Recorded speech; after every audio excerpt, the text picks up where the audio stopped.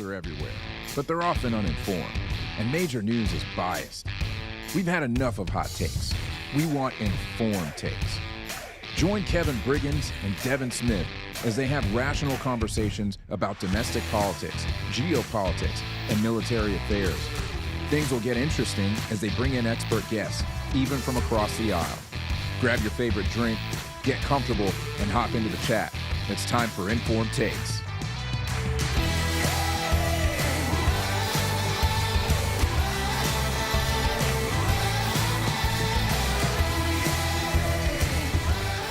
Welcome back, everybody, to Informed Takes. I am Kevin Briggins. He is Devin Smith, and we are back again. Man, what's good? Oh man, I tell you what, I don't mean to rub salt in wounds, but it's good to be a Republican right now. I mean, hot dang. Ooh, man, you are coming out swinging. I chose violence. You did. You really did. But you're not wrong. It has been a week that has been. It's kind of that triumphant kind of parade around the arena after you win, you know, with your victims tied to the back of your carriage, and you're just doing victory laps. That's the kind of week it's been. Yeah. Because, and I'm gonna be honest, it's been that type of week for. I'll say this. It has been. This whole election cycle was about a pushback to the elites, right? And it's like the average person has spoken, the average person's voice has been heard, and they've said, you know, deep state, whatever you want to call it, we still are in control, you know? And that's been the feeling. That has been the feeling. As someone who is not a Trumpster, as someone who is not, you know, just bleed MAGA, man, it was rough to see what they were putting him through. Right? It was hard to watch what was happening with the court cases and just everything that was going on, and not say that they're going after this man. You know, trying to take him off the ballot, trying to get him convicted, calling him a felon, you know, the multiple court cases, you know, New York, Atlanta. It was just relentless, not to mention the civil cases, right? They were trying to come out there's money. I mean, it was like this. If you did not believe in some type of deep state apparatus, it's hard not to now, because it was just way too evident as to what was going on. And so the fact that he went through all of that and still came out and won, man, it is a big kind of pushback to the establishment, you know? And so, yeah, for this week, it's felt good to say America still belongs to the people.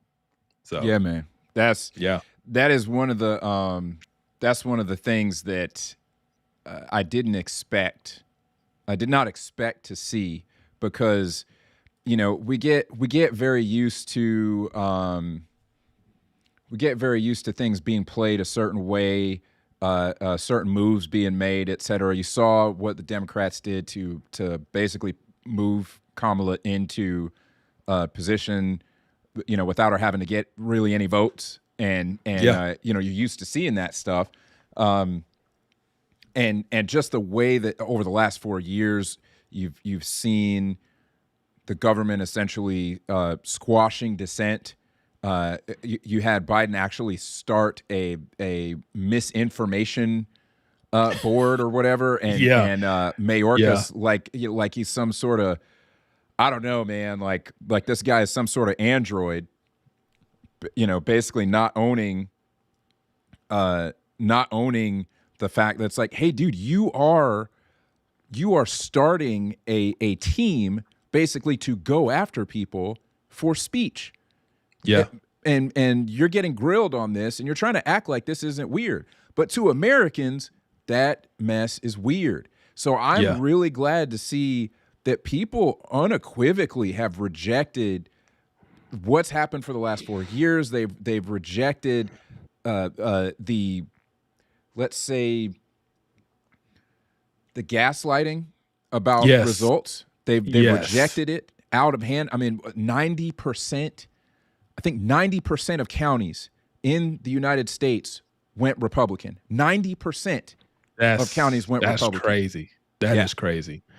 It's funny you mentioned how Kamala was placed in position. I was listening to an Andrew Wang interview, the Wang gang, and he said we need to stop calling ourselves the Democrats and just call ourselves the selectors. Because Oof. yeah, Ooh. I was like, that's a mean line. But Ooh. he's a Democrat. He could say it. Andrew Yang He coming was with the hands. yes, he was very critical of the way they went about, you know, this process. And so of course he's still upset about 2016 Bernie Sanders. And so Oh yeah. and so I mean he was just being open and honest. And I appreciated that. Yeah, I think honestly they kind of did him wrong too. They did Yang wrong in a lot of ways. So it's interesting because he had a decent amount of support. It was interesting to see so many people with the blue cap emoji on Twitter, all over the Yeah. place. He had a Yeah, lot of he has support. some momentum. But like most of those guys who are not your typical establishment, it's just hard for them to get through that Democrat. It's hard for them to get through the DNC. Yeah, The absolutely. DNC is the epitome of elitism, Yes. and they decide and determine who's going to run, not the Yeah. people. Isn't it fascinating though? It's like they talk about the Republicans are the elites. The Republicans are the ones who are against the people. I'm going to go ahead and put it out there. In 2016, the RNC did not want Trump. They did Yeah, not want Trump, and he still won. yeah, Dude still won. yeah, You look at what has happened with this election, and you see that no matter what they said in the polls, because the polls were way wrong. I mean, insanely wrong. The polls were way wrong. All of the pundits, it's evident now that they were in the tank for Kamala. They weren't basing their positions off of anything close to reality. They were yep, so off. It's so disconnected from where Americans were that CNN, MSNBC, ABC, CBS, they were so far away from where Americans were, and they only started coming around towards when Biden stepped out. They had to start and really maybe a couple weeks before the election start asking hard questions, because I think that they knew that their credibility was on the line. They're like, all right, this is real. People are pissed. We're gonna have to act like yeah, the dissent is real. yeah. They could no longer pretend Biden was cogent. And we're gonna watch a video of that. So y'all stay with us. We got a lot of kind of videos. We're gonna kind of show and walk through and react to different things, because there's just a lot to talk about. So this week I did write an article. I would call it a letter. It was a letter to my Democrat friends because I saw they were struggling with understanding some things. Because in their mind, they say, how could a man this vile, who's a felon, who caused an insurrection, and all of these things they believe, right? How could he still win? How could people still vote for him? And so I wrote a letter titled, Dear Democrats, here's why you lost. And in that letter to them, I just wanted to explain the way the rest of the country viewed things, right? And so I basically broke it down to 4 points. Point number one was the economy, right? And we can get into that. Point number two was common sense. There's just some common sense things that people were just tired of dealing with. The trans issue, the issue with the border. It's a common sense issue. This shouldn't be anything that is partisan. Um, the other point was, oh yeah, the hypocrisy in the lies, and we kind of touched on it a little bit. We're going to get more into it. People could start to smell it, that what was being told to them wasn't lining up. It just wasn't making sense. And then the last point was just Harris was just a horrible candidate. And we're going to get into that and dive into that. But that was the gist of my kind of letter to the Democrats and all my friends to say, hey, this is why you lost. This is how the rest of the country felt. This is how the rest of the country saw it. And yeah, no matter how much Orange Man bad was not enough to win the election. They needed to come with some actual substance, and they just did not. So I'm looking forward to diving into that. Yeah, man. I think that it's been really interesting to see the reactions over the past. What are we now? We're a week out, a little Mm-hmm. over a week and a half out. Um, to see the reactions from people on the left, especially the media pundits, because Yeah.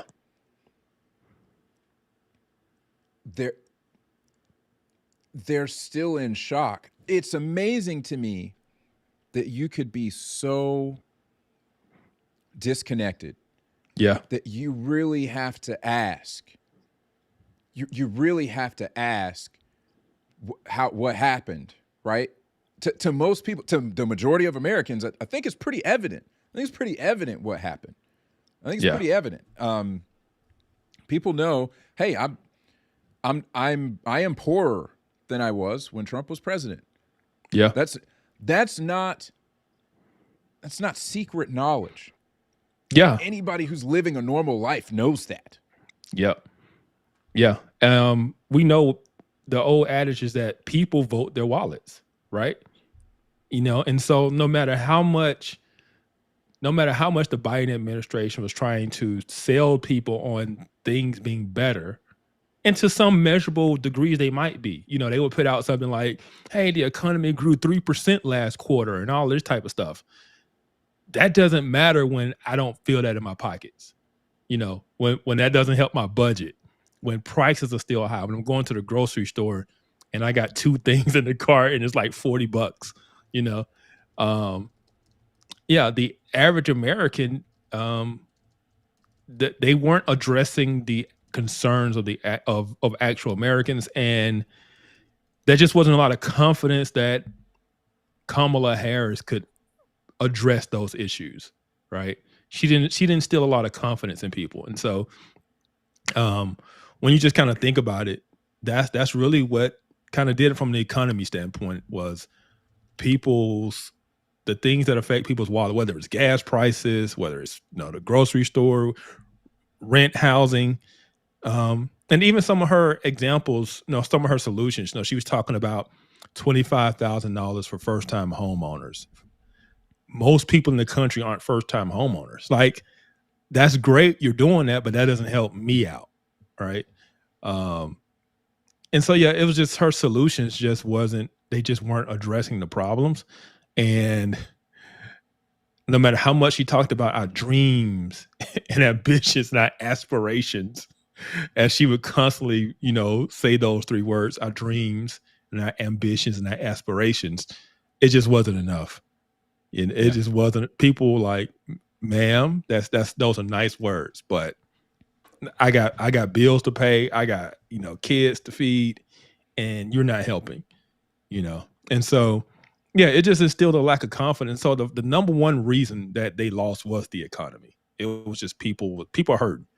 And people, like you say, people remember, hey, when Trump was in office, things were better, and so yeah, and it's just when you talk about someone like Trump and he's got Elon Musk on his side, there's a certain confidence that, okay, these people understand economics, they understand what's wrong. It's more of a confidence that they can get this thing turned around, more so than Kamala Harris, who tried that kind of act like she hasn't been in office the last 4 years.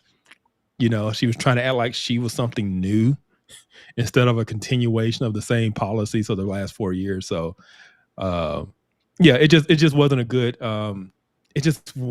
a good message for people to have confidence to vote for, and not feel like they were just voting for what they've had the last 4 years. Yeah. Yeah. And I mean, she clearly said that she wouldn't have done anything differently, which I mean, instantly brings her judgment into question. Yeah. If that's the case, we talked about this last time. If that's the case, you don't get the job. I'm sorry, because people aren't happy with the decisions that you made. We've got somebody in the chat here. Yeah, I see Barry. Yeah, Barry's not pleased. Barry, he's not. I will say this, Barry, in terms of is Trump a fascist? The answer is clearly no. Yeah. The only people who believe that are people who were trying to people who are trying to win an election, right? Yeah. And in politics, people do all kind of name calling and dragging through the dirt. And I'll tell you how I know he's not a fascist. Charlemagne said this on his show. He was like, he hated Trump. He didn't vote for Trump. He voted for Kamala. And he said, have y'all noticed since the election that they're not calling him a fascist no more? Like all of a sudden, because like if they really believed Trump was a fascist, they really believed Trump was a Nazi, they would still be raising those alarms. They would still be saying, what have we done? Things are so bad.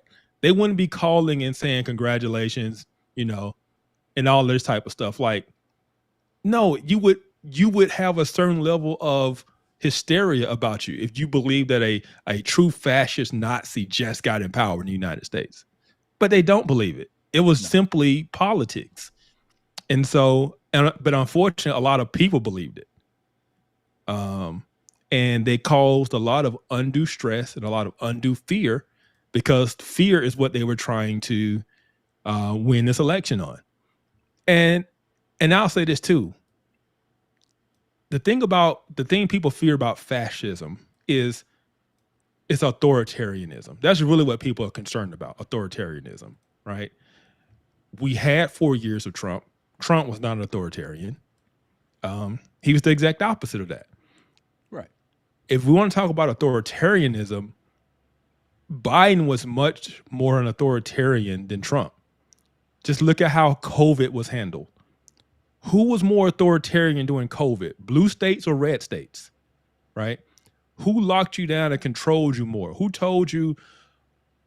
President Biden tried to use OSHA to force people to get vaccinated. And if you didn't get vaccinated, you would lose your job. That's authoritarianism.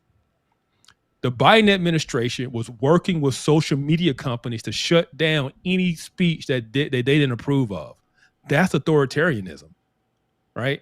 And so I don't understand how we could be worried about Trump being a fascist and at the same time not realize the authoritarianism that you were living under and promoting, right? If you were for Biden's COVID policies, if you were for forcing people to get vaccinated, if you were for locking people down, closing schools down, if you were for people getting fired for not getting vaccinated, then you don't have a problem with fascism. Right. Right. You just want your own version of it. Right. And so when we look at who is authoritarian, the political left is way more authoritarian than the right,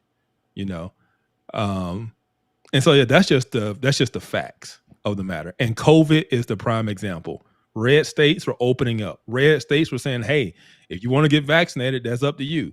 They were saying, hey, here's some recommended precautions, but at the end of the day, it's up to you. But that wasn't what our Democrat left-leaning brothers and sisters were trying to do. They were trying to force people, That's right. And so when it comes to the whole authoritarianism, I'm way more concerned about in America, because our system of government doesn't allow for pure authoritarianism. Where the authoritarianism can come in at is when you have this marriage between government and corporate, right? Like Joe Biden told social media companies, he said, y'all can do things we can't do, right? So the government is limited from restricting your speech. But what they were doing was pressuring social media companies to restrict your speech, right?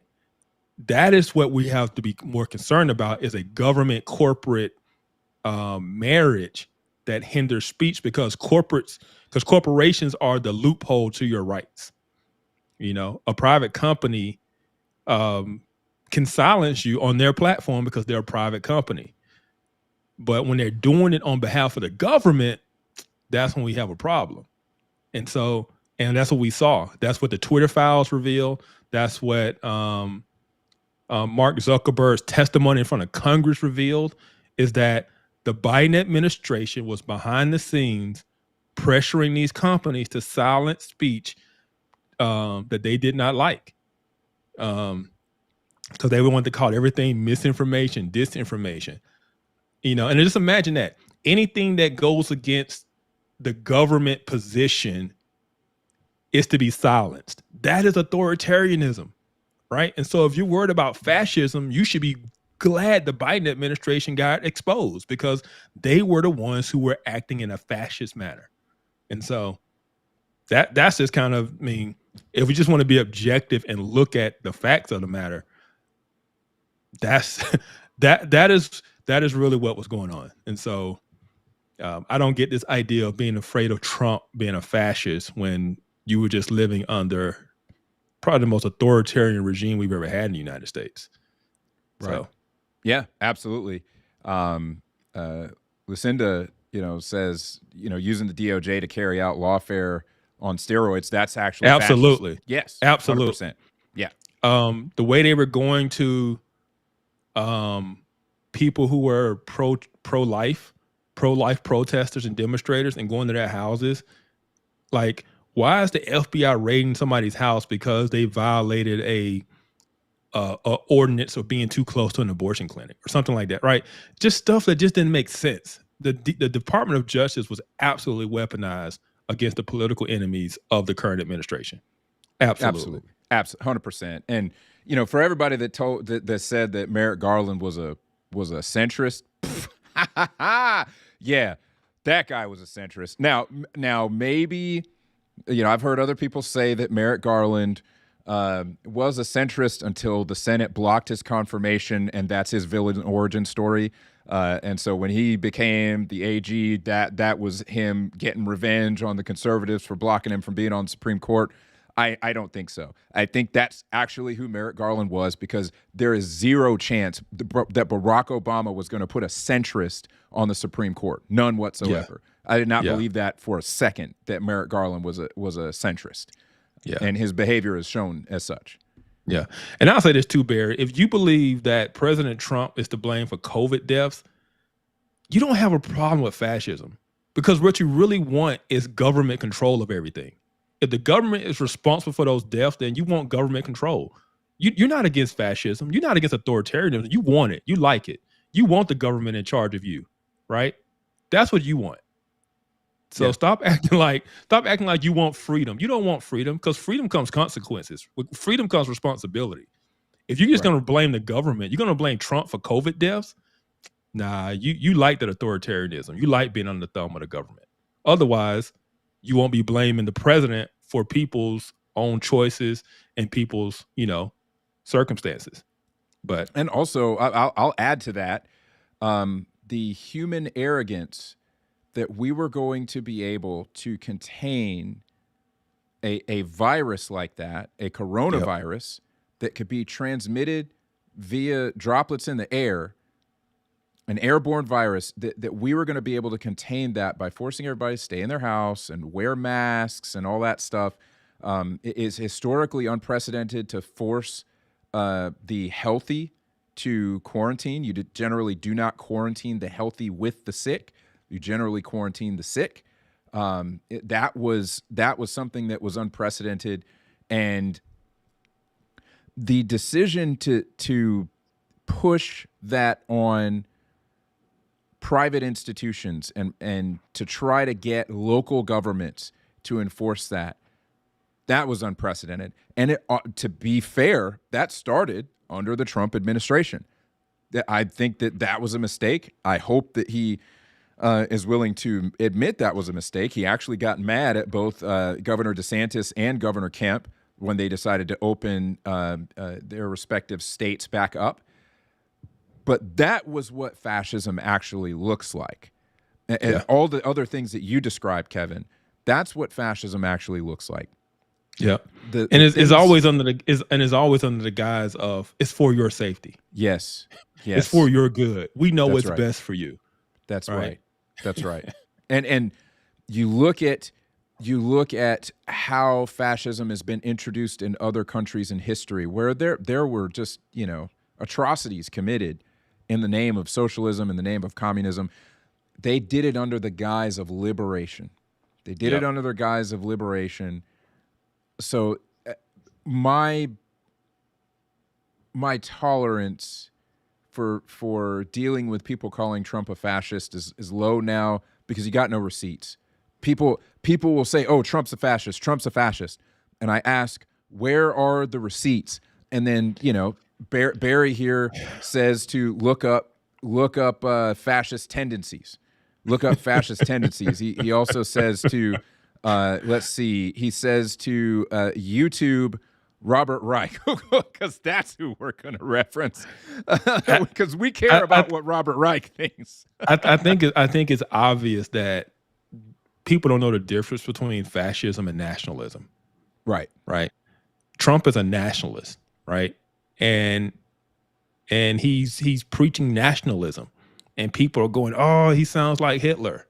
It's like, yeah, if he's a nationalist, he's preaching nationalism, but nationalism isn't a bad thing, But it's a bad thing for people who believe in globalism. It's a bad thing for people who don't believe we should have borders and that anybody should be able to come in. And so what you're really having is these globalists are saying, "Oh, he's a fascist, he's a Nazi," because they're anti-nationalism. That's really what's going on,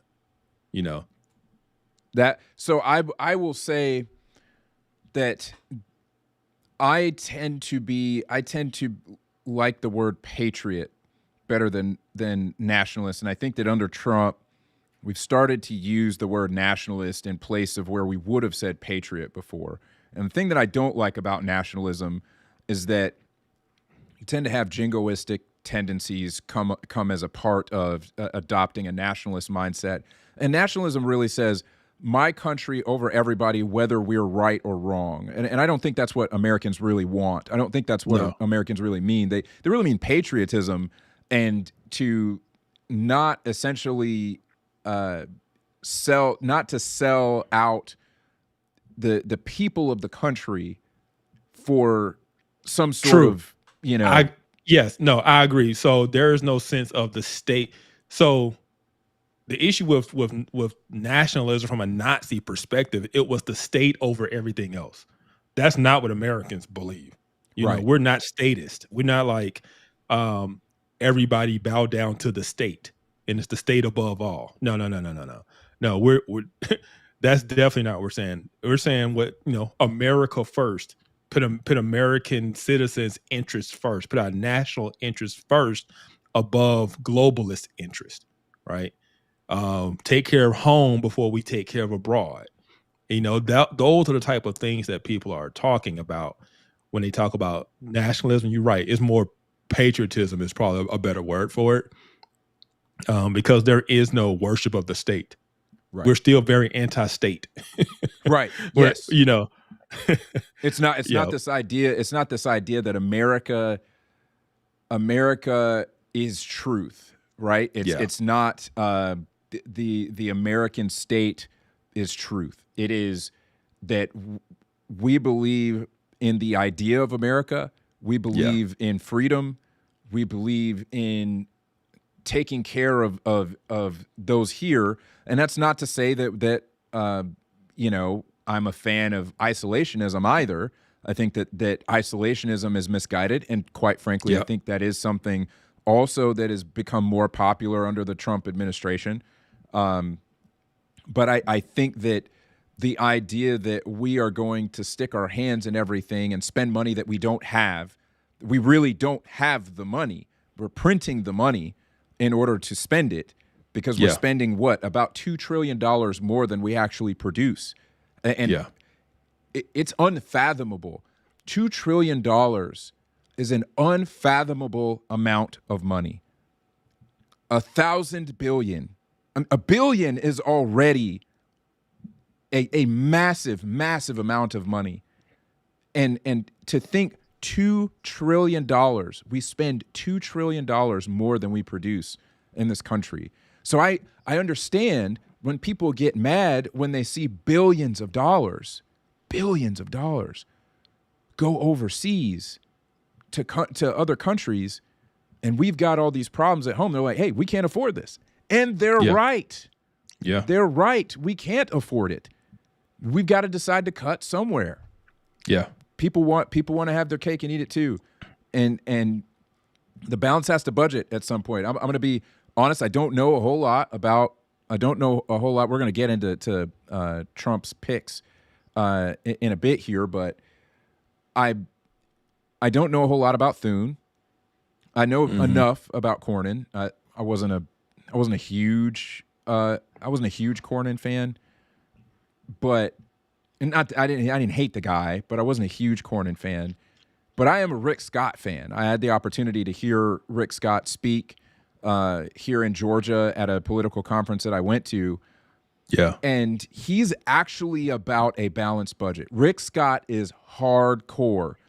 That was going to be his mandate. And I wanted him to win bad because I wanted him to go to be the Senate Majority Leader. And he said if he got in there, he was going to beat the ever-living crap out of every single person, Republican or Democrat, to get a balanced budget. And we need that so badly.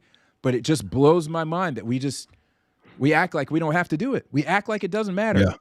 Yeah. We've gotten comfortable with the status quo of just spending whatever we want. And it's like the adults are coming in and saying, no, you need to write a budget. You need to stick to it. You can't spend more than you make, and nobody wants to do that because we've gotten used to kind of a blank check and just doing what we want to do. And so, yeah, but let's move on to the next point. The hypocrisy and lies. We kind of touched on this a little bit already.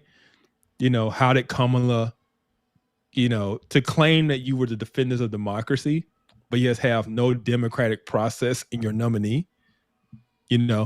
People recognize that. That's what Andrew Wang was talking about, is they intentionally did not run anybody in the primary, right? They knew Joe Biden's mental capacity issues, and they intentionally did not run anybody in the primary against him. And then they continued to lie about his mental health until they couldn't hide him anymore.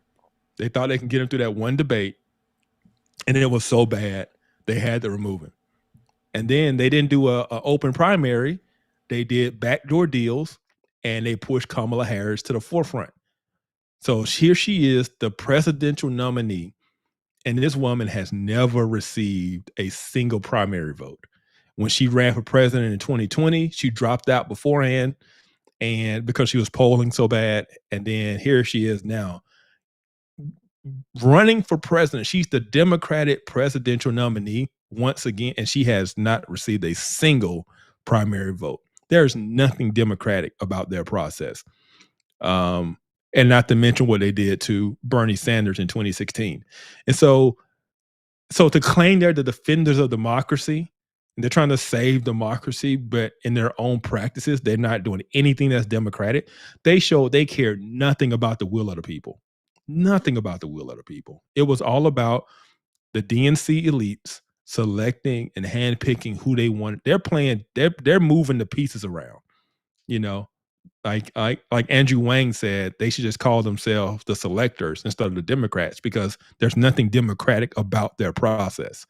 And so people saw that. And like I said, just the lies. Once people saw Joe Biden and his mental state, people knew they had been lied to, because when conservatives and Republicans were saying Joe Biden is declining, they kept saying it was misinformation, it was disinformation. Oh, you're putting the videos together to make him look bad. That's out of context. All this type of stuff. And the whole time they were lying. They were covering it up. And so, yeah, people saw that. Do you want to play the Joe Scarborough video? Because it is the perfect example of what I'm talking about. is the media just kind of covering up and lying for Biden. And so Joe Scarborough and Joe Biden are like good friends. Yeah. Oh yeah, which is that's wild. That is wild to me. I'm not gonna front, man. That you know, Joe used to he used to be a Republican, right? He did. He used to be a Republican. Used to be a long time ago because, yeah, since he's been on MSNBC, he's only gotten worse. I want to know. When did it change? Because I've never watched him. I've never watched Joe Scarborough. I didn't start watching Joe Scarborough until after, you know, the whole scandal, the whole scandal with Mika Brzezinski. I didn't start. You know, I didn't really know who he was. The Morning Joe has been around forever. I mean, I would say, you know, 20 years ago, I remember watching Joe Scarborough, and I thought it was interesting that he was a Republican on MSNBC. I think he went to the University of Alabama as well, and so I kind of had that connection. But then over the years, man, he just got more and more. There's nothing Republican about him. He's a full-blown progressive Democrat. Yeah, I mean, he carries the water. He plays the role he's supposed to play. So I don't know what he really believes, but he definitely earns his paycheck working for MSNBC. I'll say that. Yeah, that's it. That's just I never saw it. I never saw it. You know, him being. I never saw him being a Republican. I've never seen him actually act like a Republican. So, Brian, he's not a Republican, and it's not about drinking MAGA Kool-Aid. It's basic conservatism. It has nothing to do with MAGA. We're talking about conservatism. If you're a conservative and you're a Republican, there's no way you can be on MSNBC and defend every left-wing progressive position. You just can't. Which is what he does. Right. So, right. That is that's the issue that I have is that, you know, you could say you're a Republican and then all of a sudden they're like, oh, look, it's a Republican who disagrees with all this stuff. And I'm like, okay. I mean, yeah. Okay, and I'm bringing this video up here because I think this is one that I forgot to queue up here. Oh, never mind, I got it. All right, so Rita Panahi, I love Rita Panahi. She's a trip. All the way down under. From Sky News Australia, I think is where she is, and yeah, she's great. So let's take a look here at what she has to say about. Let's see here. Let's see what she has to say about. Yeah, we don't see it anymore. We see Google. Yeah, I don't know why it's messing around. There we go. All right.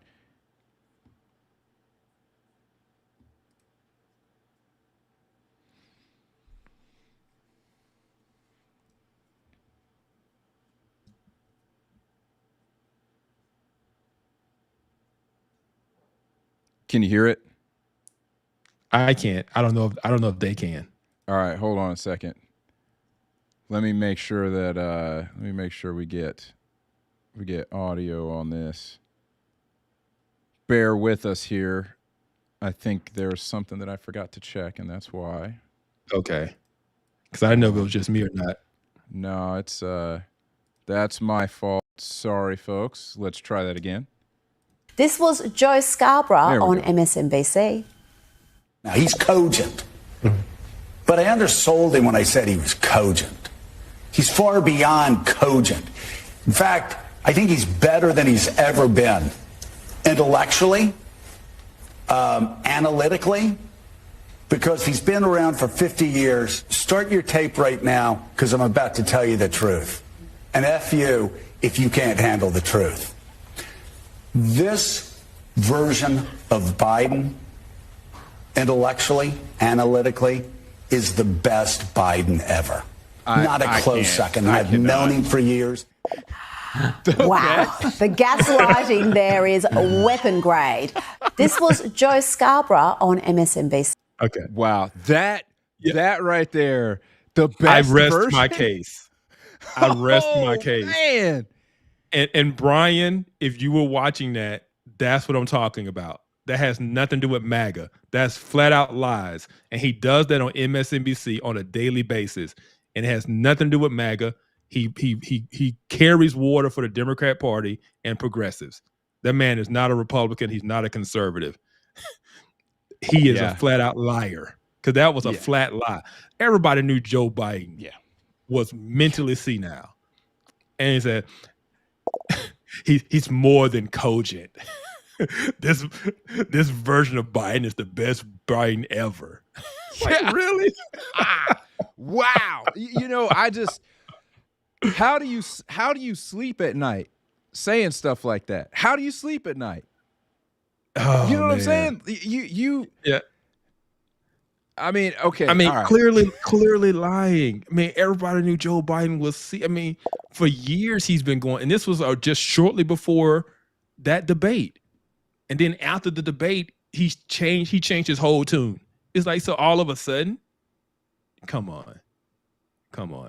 And so they knew the whole time, but they were lying for him and they were covering it up. And the American people saw that. And so that's what I mean by, like, there was no more faith left in the Democrat Party.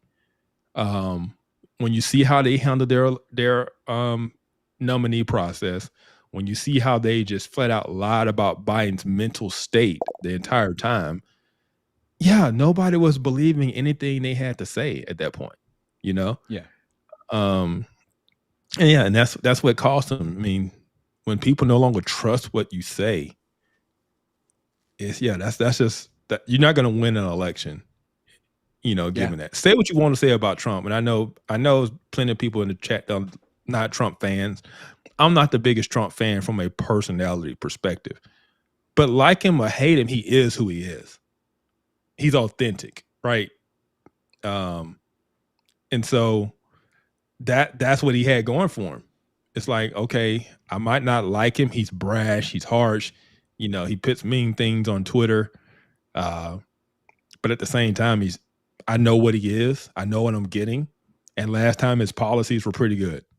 So I'm going to go with that. And so that's what a lot of people did. That's it. That's exactly right. That's what they did. People already know who he was. People already knew who he was. This whole idea that they already knew. So, when people say, oh, he's a fascist, he's going to do this, he's going to do that. When they say that stuff, people are like, well, he was already president once and he didn't do any of those things. Mm-hmm. And also, I was not broke. I was not broke. Now I'm broke. Now butter costs $7. You know what I'm saying? Yeah, and they said those same things in 2016. He's going to do this. He didn't do any of those things they accused him of he was going to do. And it's the same now. That's right. I mean, I got told us, us being black, that the first time he got elected, that we was going back to Jim Crow. We was going to be in chains and all of this. Man, all of the fear mongering. I'm waiting on him, man. I've been waiting on him since election night. I heard that the chains just magically appear, and I ain't seen them yet. Hey, Matt, you're wrong. He's more than cogent. He's not just cogent. He's more than cogent. Oh my gosh. what they used to say on ESPN? Come on, man. Come on, man. Yeah, man. Man, all right. Brian, my man, Brian. Brian knows Brian. Dude, all right. Let me find this one. I gotta put this up. Because Brian is basically saying, I don't know if I'm gonna be able to find this this comment because Barry was basically Barry's unhinged. Barry's losing his mind in this chat here. But Brian is basically saying that MAGA is conservatism now. I don't know if we've dealt with this. I can't remember if you dealt with this comment yet, but No, MAGA is not conservatism. So that's one of the things that I was actually concerned when Trump first got in that he was going to negatively impact the conservative movement. I think that he did, to an extent, have some negative impacts. I don't think that all of his impact was negative, and especially after seeing this election and the things that happened this time, because he brought a lot of people under the tent. And I will say that in some ways in some areas he's pushed the party left, which I'm frankly not happy about in those areas. However, on the whole, here, I think that it's been a good thing. But MAGA is not the same thing as conservatism. And for instance, I went that same political conference that I went to this year. The entire conference was focused on how do we make sure that MAGA does not essentially destroy the real conservative movement, because anybody who understands what real conservatism is knows that MAGA is not conservatism. And but that's what's funny though, because think about it. He has moved the party more to the left. It's more to the center. He's brought Democrats from across the aisle under the tent, right? And yet he's still painted as a far-right fascist, right? It's completely unhinged from reality. Unless you believe RFK Jr., Tulsi Gabbard, Elon Musk are some type of right-wing fascist, right? When they're all, and even Trump himself, lifelong Democrats. Yeah. Right? And so this whole narrative that this is some type of far-right movement or some, far-right fascist movement, it is not. This is a centrist movement. As Megyn Kelly calls it, it's a coalition of the normals or the normies, right? Yeah. Because the progressive left have lost their mind to where normal people who are normally Democrats on the left have said, I can no longer stay over here because they've lost their minds. They can't define what a woman is. And the Republicans are saying, hey, come on over. The water's great over here. Right. And so that's what's happened. You've had a coalition of Republicans, conservatives, evangelical Christians, and classical liberals from the Democrat side come together. It is the across the aisle kind of reaching across the aisle that people have been wanting, right? And we finally get it. And what do? They paint it as far-right fascism. Right. And it's like you couldn't be further from reality. The Republican Party is way close to the center than it's ever been. Absolutely. To the point where they took abortion out of the national campaign. Yeah. They took abortion out. They took traditional marriage out. They took those issues out of the RNC. But some kind of way it's far-right fascism. Right. Come on. Right. And it was interesting. It's interesting because it's something that I didn't consider. Something that I didn't consider that I saw women saying, we've said it on the show, but before that I hadn't considered it, that, abortion wasn't on the ballot this time. Abortion was not on the ballot. So no, it wasn't. Yeah. And, people talking about, we're going to get abortion rights back. We're going to codify Roe v. Wade. There's a lot of things that would have to happen in order for that to take place. You can win back the presidency. They were not expected to get the Senate. They were not expected to win back the House. Yeah. So when were you going to codify Roe v. Wade? When were you going to pull that off? Maybe in the second half. Maybe in the second half. Just I don't that, know. Not just that. And let's go back to the lies. they kept lying and saying that Trump was going to do a federal ban on abortion. When the reality is they took it out of the platform. They took it out of the RNC platform. They said it's a state issue now. We're not running on it. But yet what did the other side do? They tried to use fear against women to say that they were going to do a federal ban. And that has never been the case. That was a big lie. And that's what I mean by just lies, just flat out lying. Yeah. Yeah.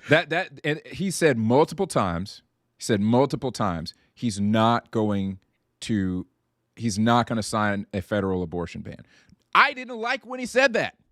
Yeah. Because I want a federal abortion ban. I'm a conservative. I want a federal abortion ban. But that's not where the Trump party is is right now. not a real conservative. I don't know how many times I got to say this. Trump is not a real conservative. And the real conservatives have been a minority in the Republican Party for a long time. It wasn't actually when MAGA happened that conservatives became a minority in the Republican Party. Before MAGA, the concept of a rhino was a big thing, Republican in name only. The concept of a rhino was a big thing. The Freedom Caucus, those are real conservatives. Those are people who are actually trying to push for real conservative principles. This idea that MAGA is conservatism now is absurd to anybody who's been a conservative for more than 5 minutes. Yep. Anybody who's been a conservative for more than 5 minutes knows that conservatives been duking it out within our own party for at least over a decade. At least over a decade. It's been longer than that. But yeah, MAGA is not conservatism. I am kind of buckling up here. I'm going along for the ride to see what happens over the next 4 years. But MAGA's not conservatism, but I'll take it over what I had to choose from on the other side. Hot day. Yeah. And right now, but we're going to get into the picks, but right now I'm like, this dude's gathering the Infinity Stones. As a conservative, okay?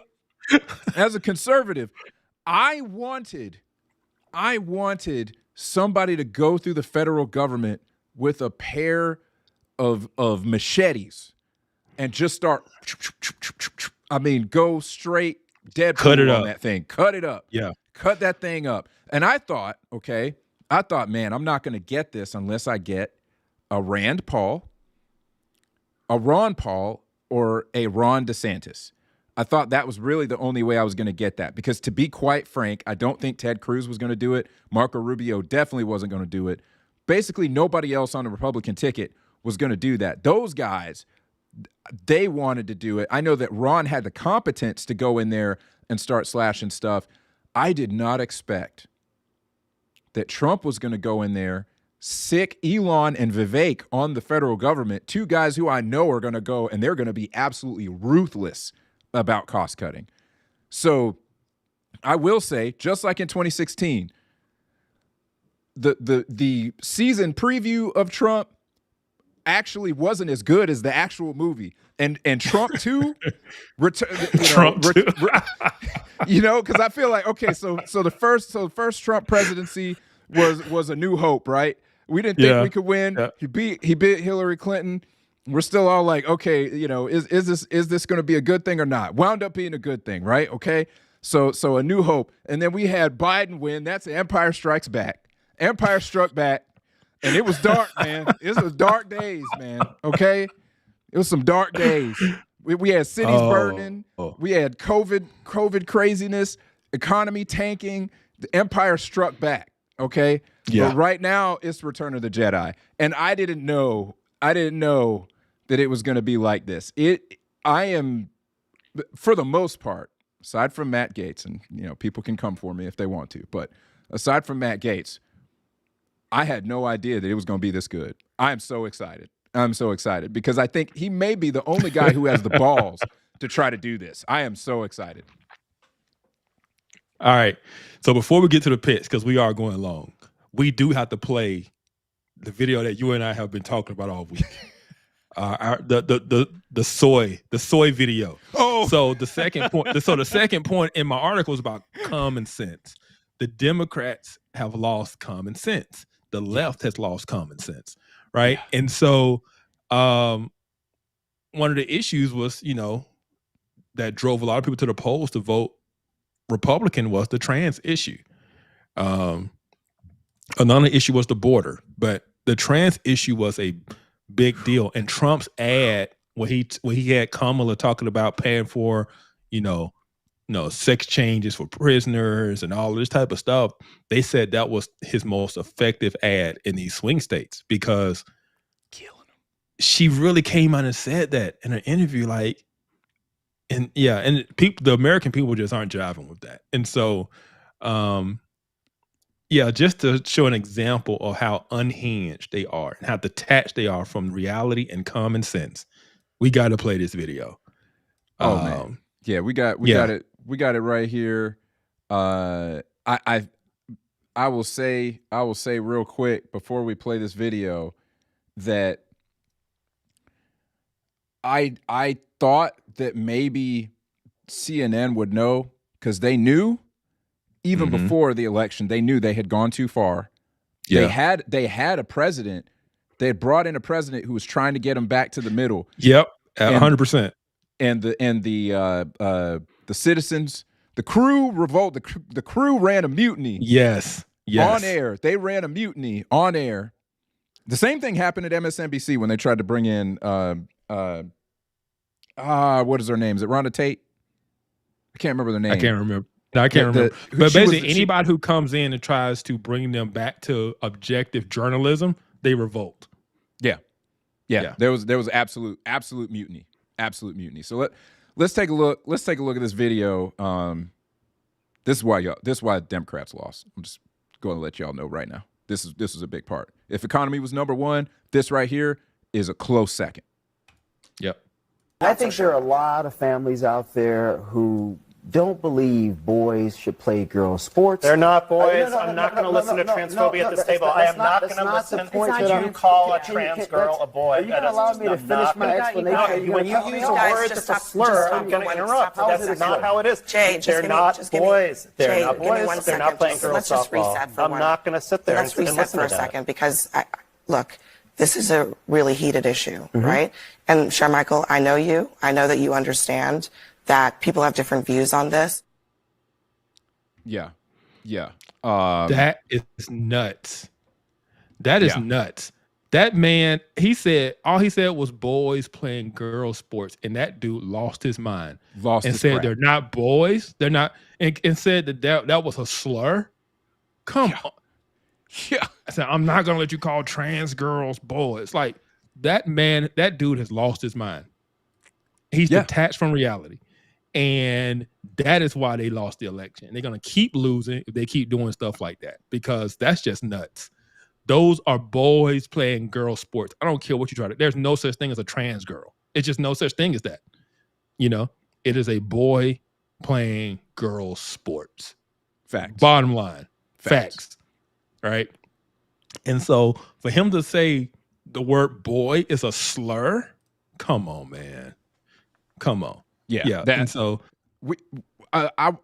so you gave me a few other ones that I think are good. I think we should play those still because this is some craziness, man. There's some craziness. All right, let me bring up. This you run it. You run it. Show the crazy. Oh my gosh, man! It's just I don't know what I see why they thought they were going to win because they thought stuff like this was okay. That's why they thought they were going to win because they were already crazy. All right, let's look Who at needs this personality when you can switch who you are at the push of a button? Oh, hello, young lady. Quite a marvelous day, isn't it? Why does she talk so weird?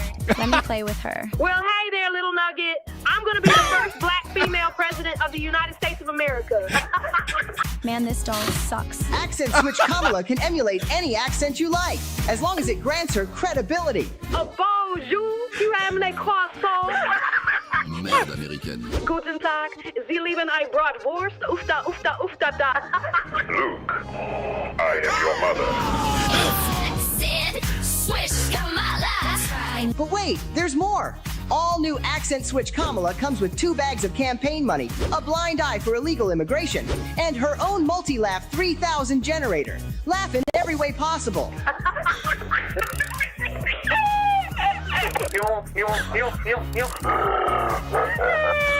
Let Accent Switch Kamala turn your life into a complete circus. When you give me more money, like Uncle Joey did. Don't you wear a little mad? The money's coming. I don't understand. Oh, excuse me, honey. I meant to say the money is coming. I love ice cream, Cumberland Map. It's Accent Switch Kamala and brand new Tampon Tim. You know, my grandma always used to say, Kamala Janu, please wash your hands so we can eat our chicken masama. They wrong. They are wrong. They out of pocket. They off the chain. I Oh had my forgot. gosh. I had forgot I sent that to you. They off the chain. They are off the chain. I was not expecting that one. Oh man. Oh my gosh. That is hilarious. So I mean, but look at this, okay? Look at that. And you got people making videos like that that's not based on nothing. I mean, clearly she was doing enough of switching up in order to wind up, for people to say that, and that's one of the things. When you put that next to Trump, like you said, love him or hate him, he is what he is. Trump is Trump. What he is. And that's I've had friends who said they weren't involved in politics before Trump. They're like, that's the first time I felt like the guy wasn't just blowing smoke. He wasn't a politician. Now, I was mad. I was like, yeah, but not that guy. Don't pick that guy. Back then I was still mad. But after a while, I'm just like, they kind of have a point. Yeah, and so I'll say this. I don't know if I've ever said it on this show or not. I've said it in the past. And this is what people have a hard time believing or understanding. 2008, 2012, Barack Obama. 2016, Trump. They're the same elections. They're all anti-establishment elections. Obama was from outside D.C. He was hope and change. He was going to change D.C. He was going to do something different, right? And that's what people were hoping and voting for. They wanted change from the status quo of the DC normal. They got 8 years of Obama and nothing changed. And then here comes Trump with Make America Great Again. And that's how you had counties that went for Obama in 2008 and 2012 in places like Wisconsin and Pennsylvania that then went for Trump in 2016. The same people who voted for Obama voted for Trump. That's right. Now, make that make sense when you think about how far apart those two are. That's right. People were voting anti-establishment, right? And it happened again this time. 2020 was kind of the anomaly, right? But yeah, people are sick of DC. That's the message that has been sent since 2008. People are sick of DC. And if people keep going on, if the Democrats keep going the way they're going, they have become the party of the elites. They have become the establishment. They're no longer the party of the working class. They represent the most elites of society. Anybody who doesn't agree with them, they talk down to you. Yes. Hillary Clinton called you deplorables. Yep. Obama said, clinging to your Bibles and your guns. Yep. Yep. Biden called us garbage. Yeah, Biden said you're garbage. They are elitist. And the American public push back. And if they don't change, they're going to keep getting more of the same. And so it's not so much about Trump is the greatest thing ever. It is Trump just doesn't talk down to people and make them feel like trash. And he really comes off as if he wants to make the country better. You know what? I didn't believe that at first. I didn't believe that at first. And to be honest with you, this election and his campaign this time changed my mind. I think that even though I do still think that Trump is probably a textbook narcissist, I think that he shows the signs. Yeah, like, but I think that's mixed in. Trump loves him some Trump. Oh yes, oh yes. Yeah, Trump loves him some Trump. That's dang right. That's so well said right there. You need to quote that right there. But I think that it's intertwined. It's intertwined with his genuine desire to fix the country. I think that is. I didn't believe that was there at first. He's convinced me now that is genuinely there, despite all his flaws. And so, you know, I used to be anti-Trump. I wasn't anti-Trump enough to not vote for him when it was Hillary who was on the ballot. Same way now. You know, I answer Brian here. You know, Brian says, imagine pro-life Christian voting for a pro-choice president prior to MAGA. That never happened. If MAGA not the base of Republican Party, then y'all would have chose a different candidate. Okay, so here's the deal. I will say that there was a lot more enthusiasm. There was a lot more enthusiasm for Trump than there have been for other candidates because, I mean, he essentially expanded the Republican Party. And so, I mean, you know, quite honestly, I think that there's that. And then I think that, you know, it is just a matter of what was on the other side of the ballot. I mean, if you think about it, if I'm a pro-life Christian and the person on the other side of the ballot says that if they are given the opportunity, they're going to do everything in their power to legalize abortion federally. Which one do you think I'm going to pick? Up through birth. Up through birth. Which one do you think I'm going to pick? So, I mean, Brian, I mean, does that not make sense to you? Do you not see the two choices that a pro-life Christian and not just that, Trump, there's the thing. Trump had his personal beliefs. His personal beliefs and his policies are two different things, right? I've never believed Trump was some pro-life conservative Christian. But Trump makes deals. He makes deals. And he made deals with evangelicals. If you put me in the office, I'll put conservative judges on the court and we'll overturn Roe v. Wade. And he came through. He came through. Roe v. Wade got overturned because of the appointees that Trump put on the Supreme Court. And now we have a highly conservative Supreme Court. So why wouldn't conservative Christians vote for him again, right? Even though his personal position is he's, you know, pro-choice to some degree. He's not up to birth or anything like that. It's kind of the old school, safe, legal, and rare mindset, right? But at the same time, he's not trying to push legislation to expand abortion and all that. No, he's in his mind, it is an issue of the state, right? It is no longer a federal issue. And so from here going forward, a lot of these times, the federal election is not going to be about abortion because it's no longer a federal issue in most cases.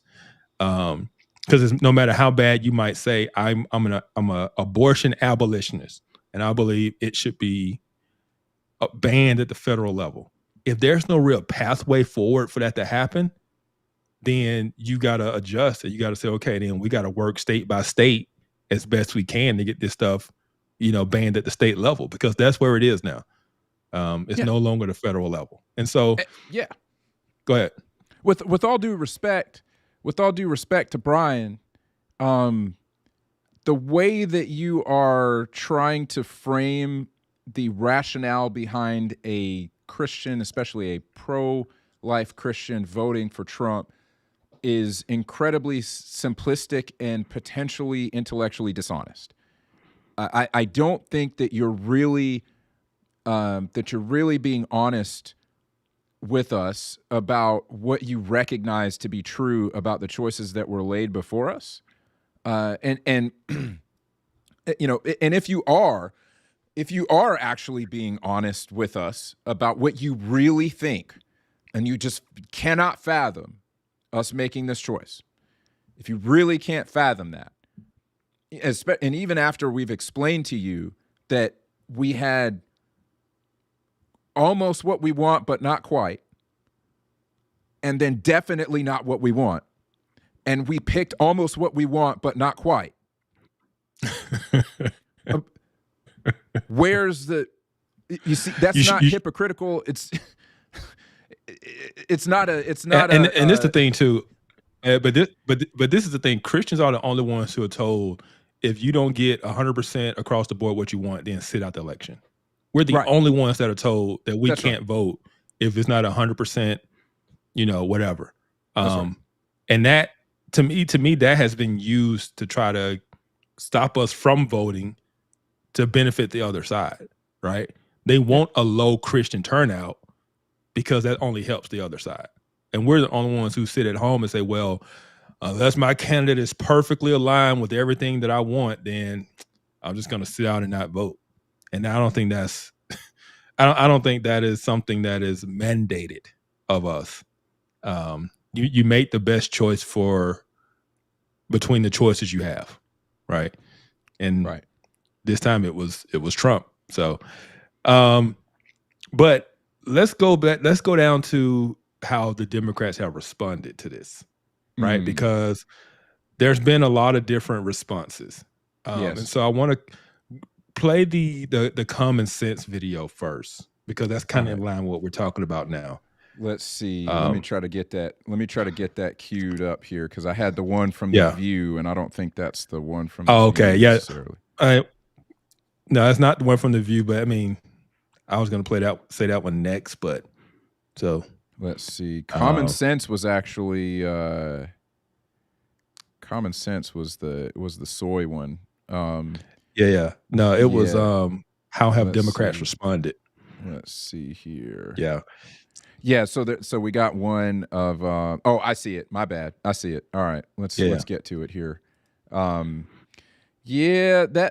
while I'm queuing that up, my issue with my issue with saying that Christians always had those standards, it's just, okay, first of all, like we said, got to make the choice.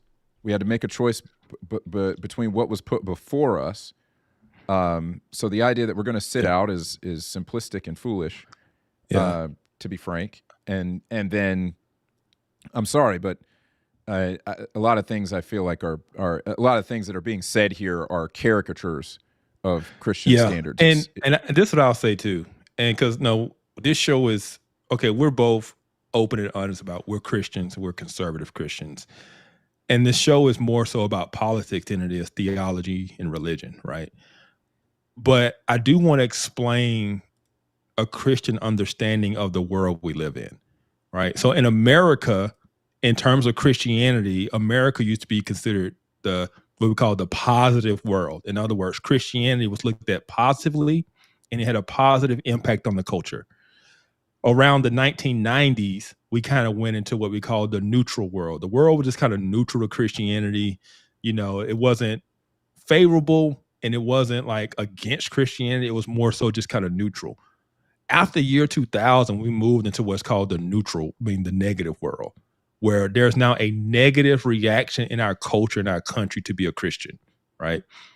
The expectation that in a negative world, in other words, Christianity is not the dominant moral standard and force in society.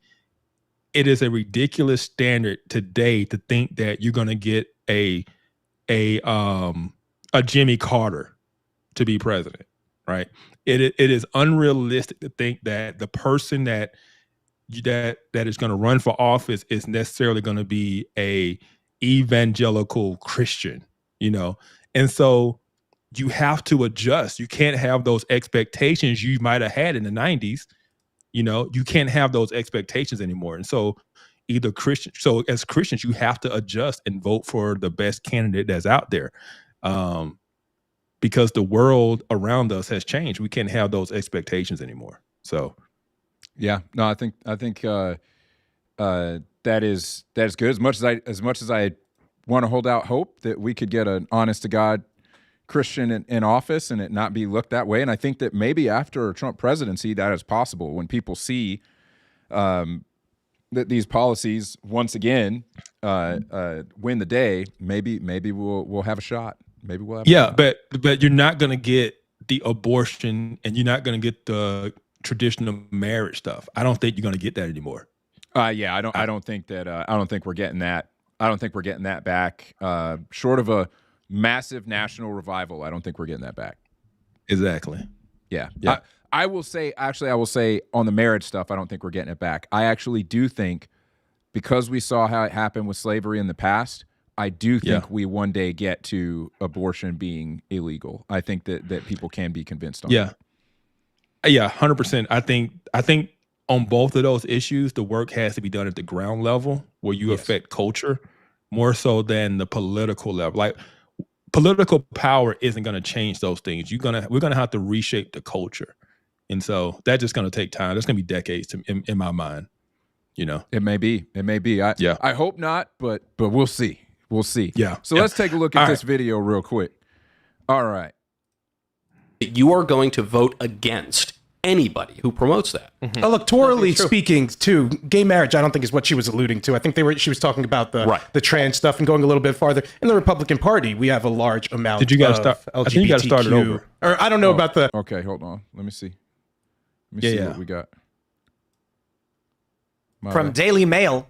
Oh, this is a full 12 minutes here. Hold on. But yeah, we're not gonna listen to 12. I just want to see the CNN 24 part. People don't really. Let's see. Go to the CNN. Go back. Keep going. Oh, okay. They're gonna play a clip from CNN. Where is it? Yep, keep going. It's toward the front of the video. Oh, okay. You sent it to me at maybe like 7 minutes, I think. Oh, my bad. Yeah. Is this it? Yep. All right, let's do Party. This is not Joe Biden's fault.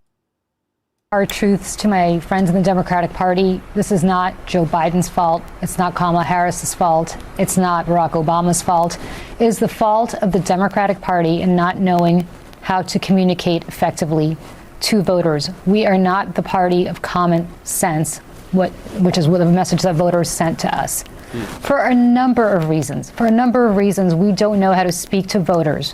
When we address Latino, and language has meaning. When we address Latino voters as Latinx, for instance, because that's the politically correct thing to do. It makes them think that we don't even live on the same planet as they do.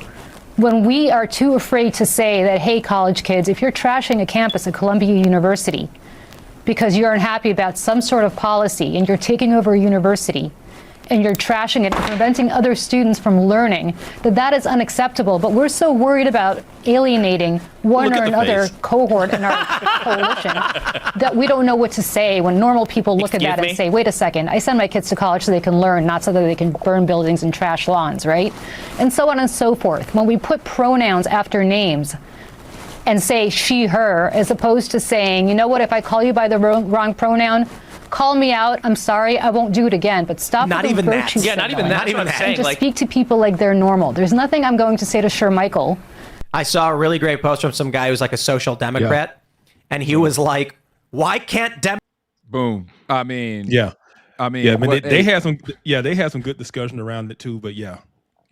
I mean, we need to make sure that we check in on Julie Rodzinski. Because I'm not sure she's okay. Hey, y'all make sure that she ain't floating in the Hudson River or something. Hey, y'all need to go find her.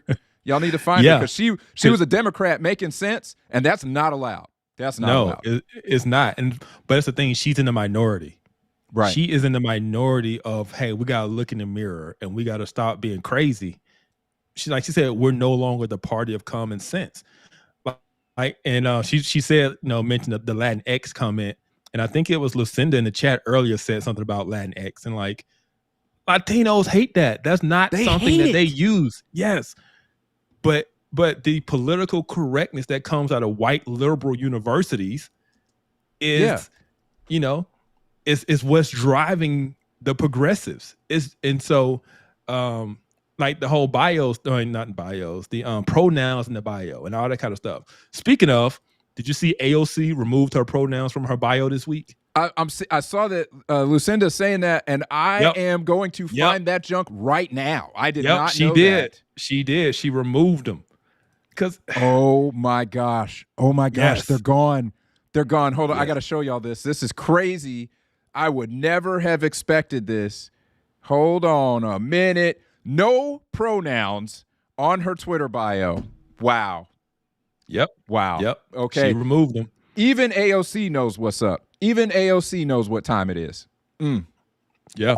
She knows what time it is. And so the message is getting out that the crazy got to go. Because that's what this election was about. This election was not about abortion. This election was about wokeness. Right? It was about common sense. People were tired of identity politics. People were tired of saying we got to vote for her because she's a black woman and all of this crazy. Like, no. We got real issues that need to be dealt with. And you just gave us somebody who can't even speak off the cuff without a teleprompter, without a word salad, you know? Yeah. And you want me to vote for this woman because she's a black woman instead of voting for her because she's competent at the job, you know? Like, no. And then, like I said, just the trans stuff is just ridiculous. What they're doing in schools, the language. Yeah, it's all just completely insane. And regular people are just tired of it, you know? And no matter what side of the aisle you're on, that is what built the Trump coalition. That's what brought Elon Musk over. That's what brought Tulsi Gabbard over.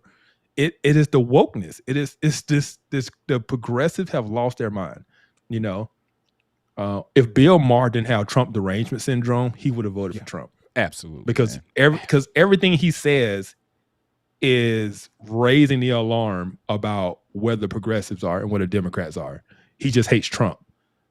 But when someone like him is raising the alarm, you know it's something to it, you know? Yeah. And so, but most Democrats are not having that rational, you know, let's look in the mirror conversation. What most of them are saying is, I can't believe how racist and sexist the country is that it wouldn't vote for a black woman, right? They're doubling down on it. That's the thing that blows my mind. And I know we got one more response, you know, Democrat response video here from The View. But that's the thing that blows my mind is that either they're doubling down on the act, okay? Mm-hmm. They're either doubling down on the act or they really believe that. They really believe it. And either way, they're going to catch L's. They're going to continue to catch them L's if they think that that's the reality. When 90% of the counties in the United States went Republican, I'm sorry. Those are you're talking about the same people who voted Obama in twice. It was amazing the gains that Trump made, even in the states he didn't win. Yeah. In New York and California, he made double-digit gains in those states. That is troubling for the Democrats moving forward. Seriously troubling. A candidate as flawed as Trump gained in New York and California, double digits. He got 40% of California. What I can't remember the name of the town, the county in Texas that is 97% Hispanic. 97% Hispanic. He won. They haven't voted. They have not. A majority of them in that county have not voted for a Republican since 1896. Yep. A Republican presidential candidate has not won that county since 1896. And if it's that bad, hey, it's time to wake up and smell the coffee, people. It's time to wake up and smell the coffee. But they ain't, because let's look at The View. They ain't gonna smell the coffee. They're not gonna do it. No. They ain't gonna smell the coffee. Let's take a look at The View and see what kind of crack is being smoked over there. For Donald Trump, this is not about a micro issue like Gaza. It's people saying the cost of living is too high. The wages are too low. My life felt better under him. And I know what we'll say. Well, Goldman Sachs says the economy will do better under her. The analysts at UPenn and Wharton. We'll see. Nobody who is struggling to make ends meet at the table, like how am I going to pay this bill, cares what Wharton professors say about the economy. With misinformation. And just one more thing I want to say. This issue of abortion, which I hope we can unpack more, there are a lot of women who cared about abortion, but they were in states like Pennsylvania where they don't have an ultra-restrictive abortion law.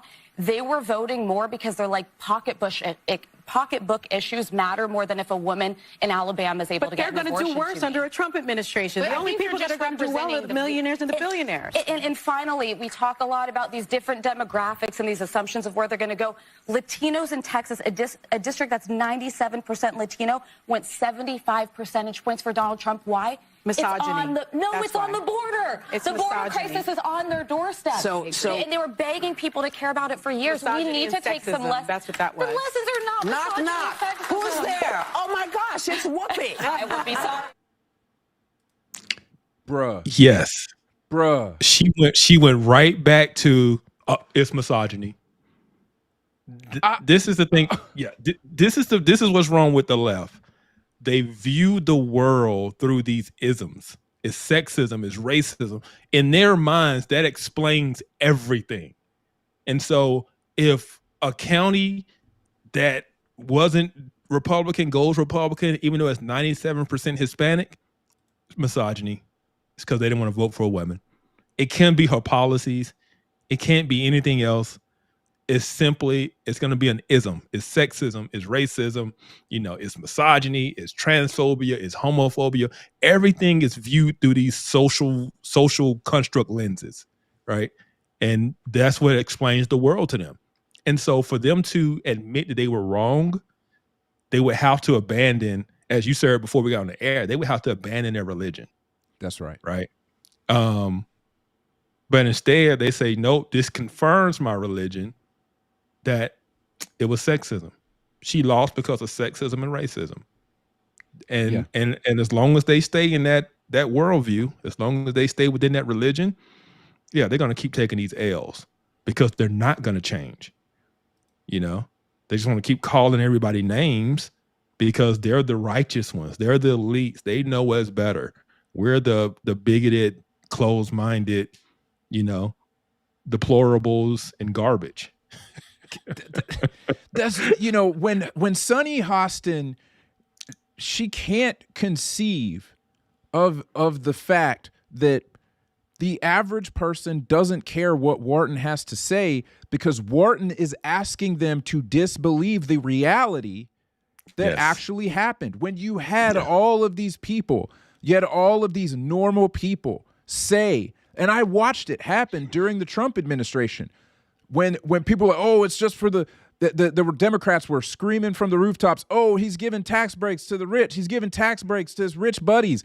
And I had people who I know, normal average people, go on Facebook and say, actually, like, my paycheck went up.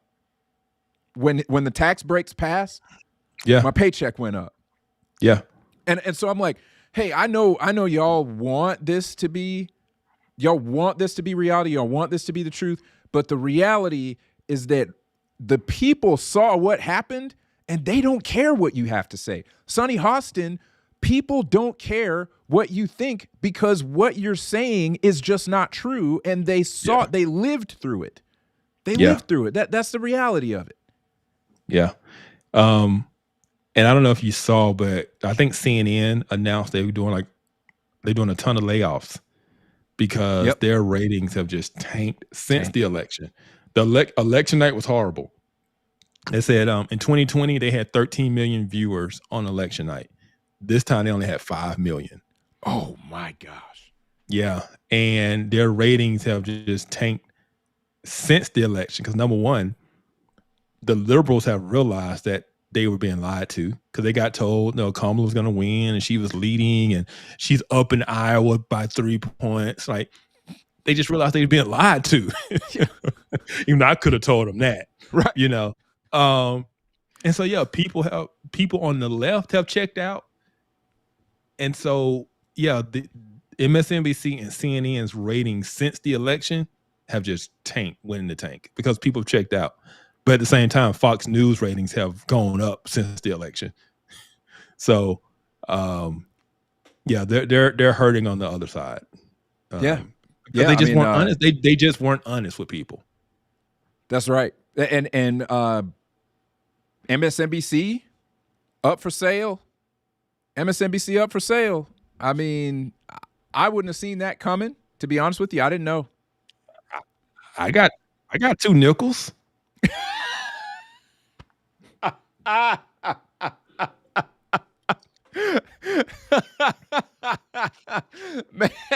I think that they have some real problems on their hands if they can't disconnect from the religion of progressivism, if they can't disconnect from that, they're gonna have a really, really, really hard time. And you know, I'm like you said, we're out there. We're out there that we're Christian conservatives, right? We're out there that we're Christian conservatives. But I'm about defending your religion systematically. I am about having a systematic theology, defending your religion systematically, and I'm sorry, the progressives can't do it. They can't systematically defend their religion, and it very much is a religion. When you tell me that essentially that white supremacy is the source, as a black man, white supremacy is the source of all of my problems, but you can't point to where I'm actually being oppressed. When I talk to another black person and who believes that white supremacy is the source of all their problems, they can't point to it. Not only is it a religion, it's a bad religion, because I could say of Christianity, like, again, I can systematically defend the conclusions of Christianity. We don't just believe this stuff blindly, but there is a blind faith in these things because people have a vested interest in that being a part of their identity, and it's really hard. It's really hard for them to let that go, and I think that's why MSNBC is struggling. That's why CNN is struggling so bad, because it is really hard for them to let that go. They were riding high for a while. Fox was doing better than I thought it was. When I actually started seeing the numbers, I had no idea. But just culturally, they had the mic. Culturally, they had the mic. If you didn't agree with them, you were worried about whether you could keep your job, whether you're going to be accepted in the corporate world. And so when they lost that, because people started to wake up and they said, no, this is crazy. Like this nuts. And you said the key word. You said they had the mic. Well, this election showed that the mic is not in corporate media anymore. Nope. It's on YouTube where we are. It's a podcast. Somebody mentioned Joe Rogan Experience, right? That was the kind of the tipping point that tipped them to voting for Trump. And I think for a lot of people that was the case. He sat down for 3 hours and just had a conversation, right? And came off normal, right? And he swayed a lot of people in that interview. And then on the other hand, Kamala refused to do it. She refused to do Joe Rogan because I don't think she can sit down for 3 hours and just have a conversation, because she's so scripted. It's only so long you can talk about dreams and aspirations and ambitions and how you grew up in a middle class family. I'm like, you gotta say it. You gotta say it. It's only so that's not 3 hours of material. I'm just. She knew she didn't have 3 hours of material. And Lucinda, to be honest with you, I had never listened to a whole episode of JRE. I'd never listened to a whole episode of it before until Trump was on. I was like, okay, I'm doing this show now. Kevin, he needs me to show up informed. That was a big deal. I got to listen to this episode. And so I listened to all 3 hours of that JRE episode. And I'll be honest with you, that JRE episode, he impressed me on that, because I said it last week. He was able to speak knowledgeably about a ton of different issues that Joe Rogan brought up. He was able to speak knowledgeably. And if you contrast that with any of the interviews that Kamala did, it was abundantly clear to me. I was like, okay, man, you know what? I'm probably gonna have to apologize to a couple of my super MAGA friends who I got heated with, because I just felt like he was incompetent. He's not incompetent. He's not. I mean, point blank, he's not incompetent. I admit that. It's been recorded. He is not incompetent. He's just very, very unpolished, and he just says things you wish he didn't say. Oh yes. But let's talk about his appointments. Let's move to the next part of the show. Yes. Because that's been the big news this week, is the people he is putting in place. These infinity stones, as you said, that he's collecting. Yes. All right. So the Department of Government Efficiency, Doge. Elon Musk, Vivek Ramaswamy, two billionaire guys he's bringing in to say, hey, look at the government, see where we're wasting money. Where can we be more efficient? And yeah, like you said, they're going to go through and they're going to hack up some stuff. So what are you kind of gave some thoughts earlier. What are your thoughts on that Infinity Stone? Okay, so let's go through these, because we got we got a little time here. We got maybe about 25 minutes left. Because at 10 o'clock I got to run and go see Mike Tyson fight Jake Paul. Do you want me to spoil it for you? I'm gonna tell you how it's gonna go. Hold on. You can't tell me to the end of the show. You can't tell me until the end of the show. We're gonna get our picks at the end of the show. We saving. Okay. We're saving it. Okay. So let's start out with Elon and Vivek. Okay. So Elon and Vivek, I thought, Vivek talked a lot about wanting to go in and just basically gut the executive branch, because the president has a lot of authority to go in and get rid of folks. There are 3-letter agencies that he probably can't straight up shut down, but I was actually impressed with Vivek's ability to talk and be conversant on some of the loopholes that he would have used to shutter some government agencies. And I was like, okay, you got my attention, man. You talk about balancing the budget. That's real sexy, man. Talk dirty to me. You know what I'm saying? I was like, hey, and then he talked about Elon, and when Elon got on board, because Elon was a DeSantis guy, and I was like, yes, Elon's got some sense. He was a DeSantis guy. When Elon got on board with Trump, and it's about the same time, I was like, you know what? Maybe I just need to stop. Maybe I need to stop being as mad. We got to get something done here. Elon started talking about wanting to be in the administration. I'm thinking, okay, if Elon gets in there, I know it's a wrap. It's a wrap. If Elon gets in there, it's over with, because that dude took Twitter, fired 80% of the people, and Twitter runs better than it ever did before. Yeah. So I'm thinking to myself, okay, we got two guys who know how to get in there and shake it up. And Trump was like, all right, bet. I'm here for it. And I was like, wait a minute now. I started to get excited. I was like, wait, okay. I don't know if I can say I'm MAGA, but I'm feeling this. I'm here for this. So him doing that, I think, all right, they're trolling, calling it Doge. That's a full 100% Elon Musk. But you know what? If you give me what I want, I don't care. I don't care. Yeah. And I'll say this too, Brian, this is not an expansion of government. It's not. There's no actual real Department of Government Efficiency. It doesn't exist. It's not a thing. You can't. Elon Musk and Vivek don't have government positions, right? You have an outside agency. Think of it like an outside audit of the federal government. These guys are going to come in and do an outside audit of where we're spending money and look at ways we can cut and slash, right? That's what this is. This is not an expansion of government. This is to cut government. And so, I'm for it. And I'll say this, I'm for it. And I say it as someone who might be on the short end of some of these cuts as a veteran. Now, I don't like that from the standpoint of, I feel there are certain responsibilities the federal government has and certain things it does that doesn't have responsibility to. To me, you shouldn't even be starting with national defense or veterans, because that is a responsibility of the federal government.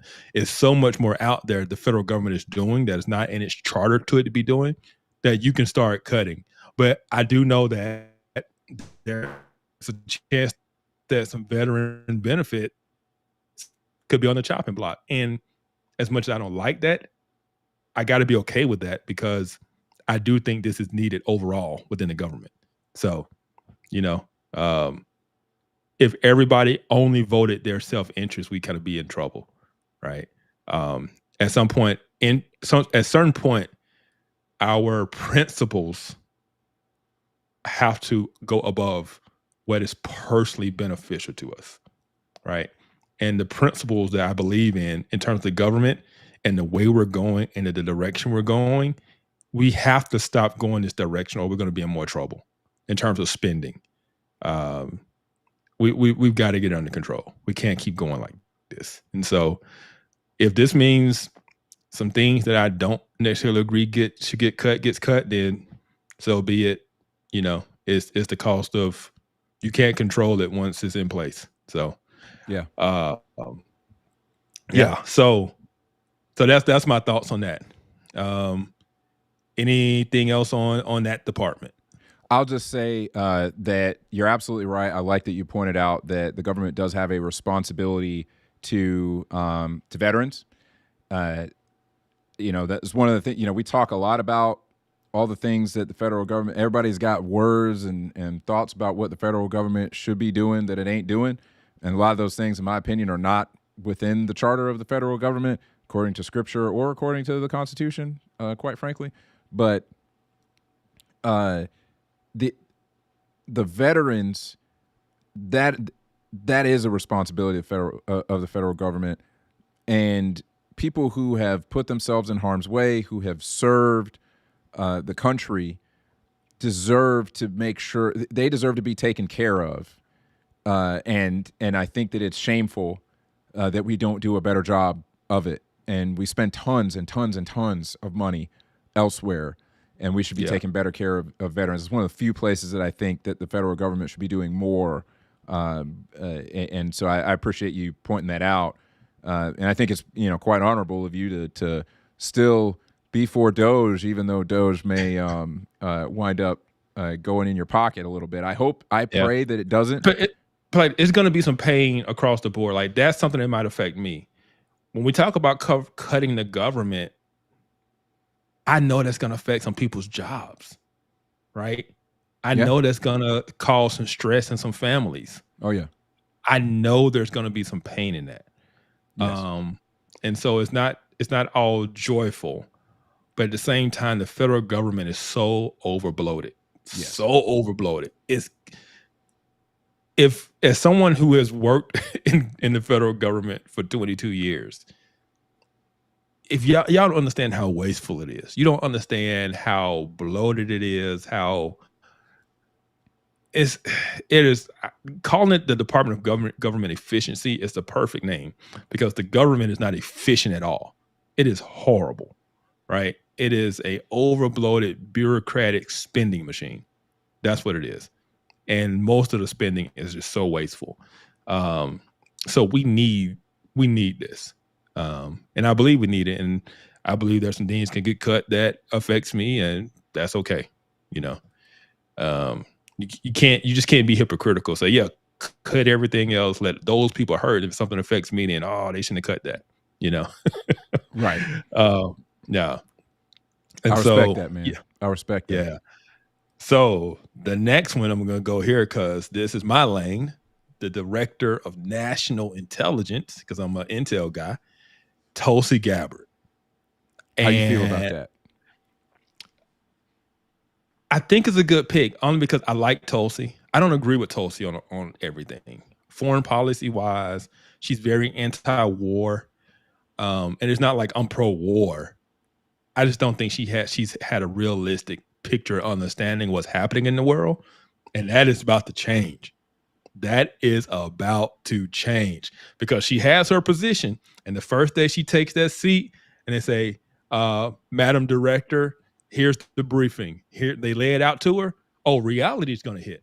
She's going to realize, oh, snap, the world is really messed up, right? It's not all just the military industrial complex starting all these wars.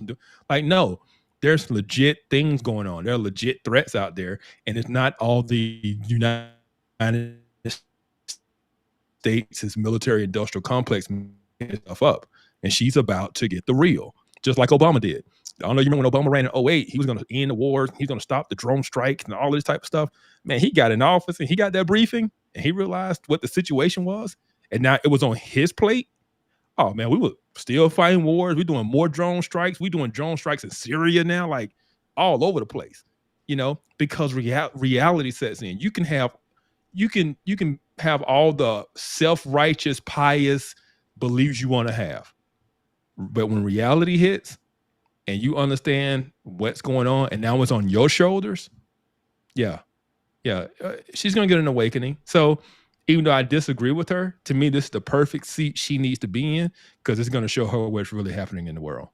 And when she starts getting these briefings, it's going to change her whole anti-war mentality, because there's some dirty, shady stuff going on in the world, and she's about to find that out. So I like it because I like her. I think she's a rational person, and I think once she gets the information, she'll make good, rational decisions. So I think that's I think it's a great take, and I agree with everything you said. I really don't have anything better to add to that, because that's exactly what I think. She's going to get in there. She's going to get reality, and I agree with you. She's a rational person, and I think her positions are going to adjust accordingly once she gets the real information. Yep. All right, so the next one is kind of related to it. Secretary of Defense. Yep. Pete Hegseth. I did not see that one coming. So educate me, because I don't know much about this guy. But there's definitely some hair on fire. There's some folks got their hair on fire about Pete Hegseth. So I'll say this. I had to do some Googling. I'm like, hold on, who? And I had recognized his picture. He's on Fox and Friends on the weekends. But I didn't know a whole lot about him.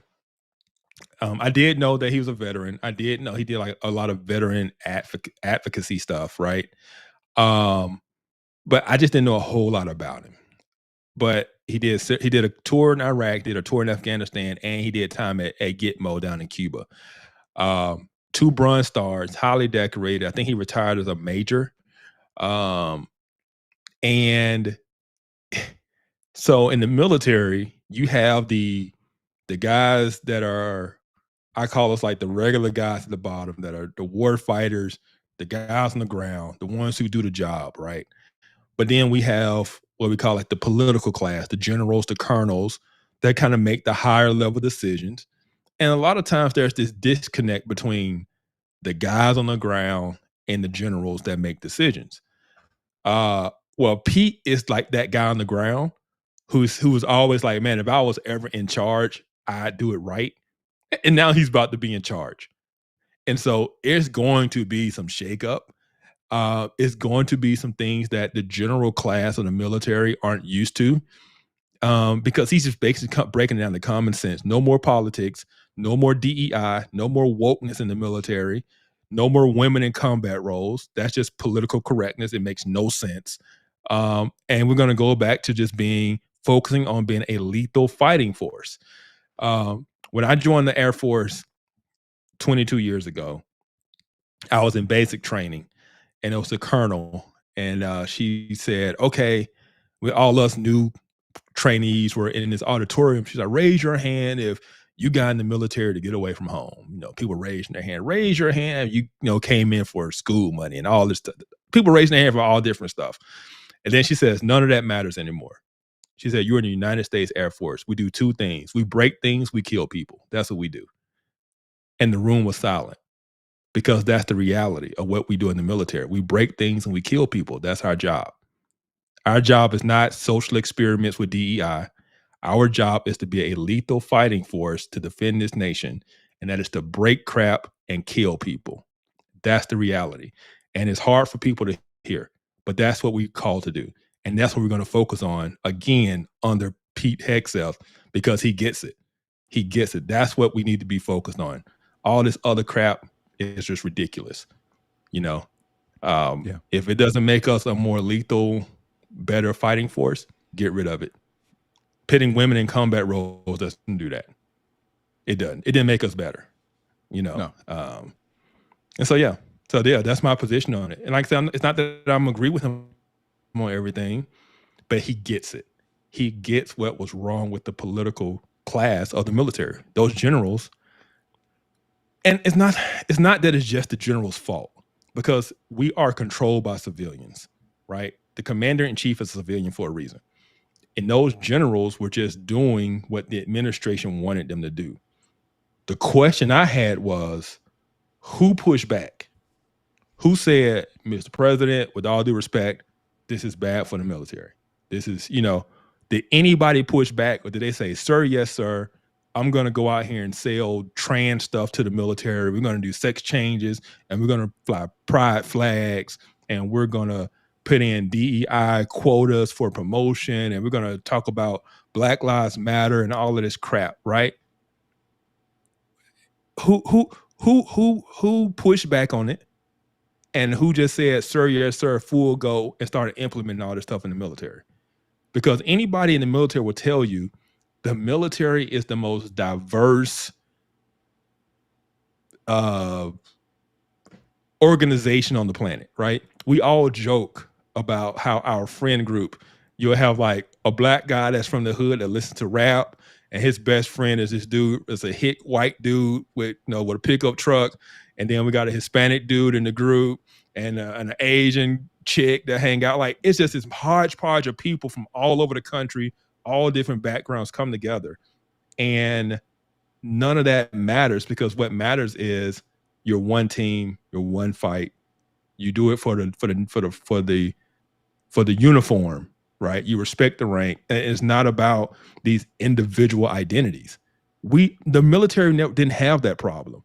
They created that problem by putting all this woke stuff in. Now we got to start focusing on all these different identity groups, right? And it was just a complete waste of time. And all it does is make you as less of a team, because now you're focused on identity groups instead of, it doesn't matter, we're all just one team.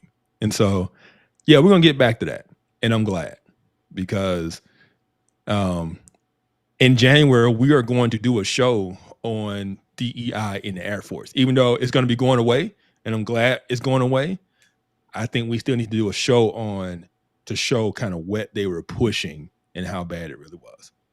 So, yeah, I'm looking forward to that, because obviously you got the inside track there, I'm excited about that. I think that one of the things that we got real disconnected from reality on was the fact that the military is there to break stuff and kill people. You're absolutely right. That's it, man. The guy that really taught me, really helped me connect my Christianity to my politics. He showed me how to apply the scriptures to politics. Is my kung fu teacher. He's one of my best friends, and the best mentor I've ever had. Great guy. Name is Jason Coral. Go check out his YouTube channel, Greenville Academy of Martial Arts. Dude is he is lethal. That guy is he is lethal, and one of the things he would do in class is teach us about the realities of violence, the realities of when violence is called for, the reality of what you are to do in a situation that essentially mandates that you take violent action. When the situation reaches that point, you don't play around. Nope. You don't try to take a surgical approach. You don't try to do any of that stuff. And that was one of the, he helped me understand the connection between self-defense and war. Mm-hmm. And when you have to go to violence, the number one focus is to neutralize. Yep. And you do what you got to do. I've learned how to take people's eyeballs out. I have learned how to break necks. I've learned how to collapse windpipes. The stuff that I remember the first time I was taught how to kill a man. I remember what it was like for all of us who were instructors in the room when we were taught how to kill somebody. Because he doesn't just teach that to anybody. You got to be trusted. And he was teaching those of us who were becoming instructors how to take a life. And the entire room got silent because everybody understood what was being said to them. The same way that you said that the entire auditorium got quiet when that lady said, "We're here to break stuff and kill people." That is, we realized the reality. Hey, this is about using violence to neutralize a serious threat in an unavoidable situation. And when you accept that reality, all this other bull crap that we've been doing it doesn't make any sense. So it's angered me for years. When I saw the military doing this stuff, I'm like, this makes us weak. This makes us weak. It does. So I'm glad it's over. I'm glad that we're getting ready to move away from that. I'm super excited about that. Yep. Same here. All right. Probably the most controversial pick. Attorney General Matt Gaetz. Matt Gaetz, ladies and gentlemen. They was like, okay, Trump's just trolling now. He is just trolling. Yeah, trolling. Yeah. Can I tell you the theory that I like the most, that I think is the most legit? Okay. Okay, so Eric Erickson said that he thinks that the reason that Trump appointed Gaetz is because there's no way he's making it past the Senate. And Trump will have rewarded him for his loyalty while putting him forward for a position that Trump knows he can't get. And I think that Erickson is right. And you know who corroborated that? Who? Fetterman. A Democrat corroborated that. Fetterman said that what Trump has done in nominating Matt Gaetz is God-tier level trolling, and he did say that. Yeah, he did say that. He said that, and he said Trump knows that there's no way that Matt Gaetz makes it past the Senate, and thank God. Matt Gaetz, he's a very unlikable guy. The most I know about him, or how his name comes up with me, is when he's typically grilling somebody, right? Yeah. In one of those hearings, and making a scene. The only thing that could have been worse is like Marjorie Taylor Greene being appointed to some position. I was like, as long as he don't appoint MTG anywhere, then I can live with it. And I live in Georgia, man. I live in Georgia. I just can't believe. If you live in Georgia and you voted for MTG, let me know in the chat, man. Help me understand this junk. Help me understand. Yeah, so Brian said Matt Gaetz will provide cover for Trump. Trump needs cover. You just see what he just went through for the last 4 years? Yeah. How the Department of Justice was targeted against him. Of course, he needs cover. Yeah. And so whoever he puts in there is going to give him cover. That's the whole point of appointing the position. It's been a mess the last 4 years. And that's the thing too. When I said hypocrisy, going back to the hypocrisy and lies to the Democrat Party. No, they said, hey, if Trump gets in office, he's going to weaponize the justice system against his political opponents. And where have I seen that before? Where have I seen that? That's exactly what you've been doing for 4 years. Like the gaslighting is next level. Yeah. And we've seen this movie. We've seen this movie. Yeah. And they would say, and they would say, he's Hitler. He's going to use it. I'm like, what does that make you? Because that's what you've been doing, And so, this idea that Trump is the great threat because he's going to do all these things, you're already doing them, right? Yeah. You're just afraid of retribution. Right. Right. Which I don't think Trump is going to do. But he is going to put he's going to protect himself. He's not going to put somebody in there that's going to continue to work for the Democrat Party, which the current one has been. So, I mean, I think that it's pretty evident, and I think Americans know that he needs cover. I don't think that he is going to do what they think he's going to do. And I'll tell you why I don't think he's going to do that. And I think I've said this before on the show. Trump had Hillary dead to rights. He had Hillary dead to rights, and he could have prosecuted her. He could have done 100%. It, and he didn't do it. He had her dead to rights. I'm going to tell you right now. Oh, not only that. So, former President Clinton meets with the Attorney General on a private plane. The Attorney General comes off the plane, has a press conference, and announces he's not charging Hillary. and basically says if she was anyone else, she'd be charged. He said it. And we all knew that.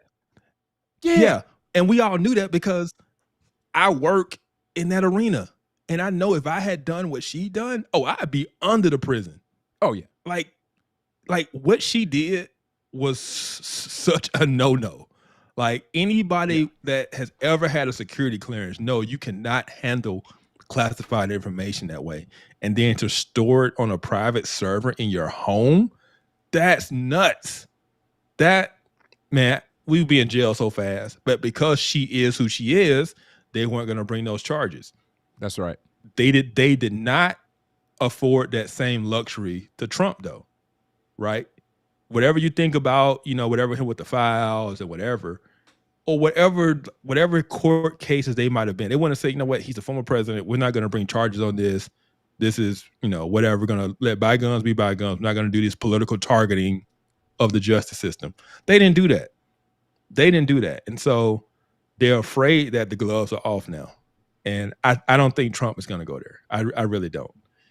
But they're afraid that he will. Amen, Future. Amen. Lord of mercy, Matt Gaetz. But hopefully, they will. They'll wrap that up, and we'll get somebody else. Kevin, you would be. Yes. You'd be done. DUN. Yeah. Amen. Absolutely. It'll be over. Absolutely. With. Everybody knows that too. All right, so we got to bring this plane home. We got 4 more. Let's try to move through them quick. Rapid fire. Rapid fire. RFK. What's your take? 30 seconds. I like him on the food stuff. I think he's going to do a good job. Somebody brought the fact of he has abortion leanings, and I didn't understand how his role would affect that. Apparently, it does have a role in how abortion is done throughout the country. So it's kind of a neutral for me. I'm kind of like, I was excited at first because I believe in the food stuff, right? Get these chemicals and stuff out of our foods. So we'll just see. I'm excited about it. Yeah, I'm excited. I'm not super concerned about the abortion stuff because the fact of the matter is the federal government has no control over whether abortion is legal anymore right now. So that was kind of my position. Yeah. So I'm not sweating it. Yeah, Tom Homan, the former leader of ICE, being the border czar. Gangster. That dude is cold. I mean, he reminds me of a old school military general. That's what he reminds me of. Like, yo, boys, we finna strap up. We got a mission to do. We're gonna go carry it out. Let's go. Right?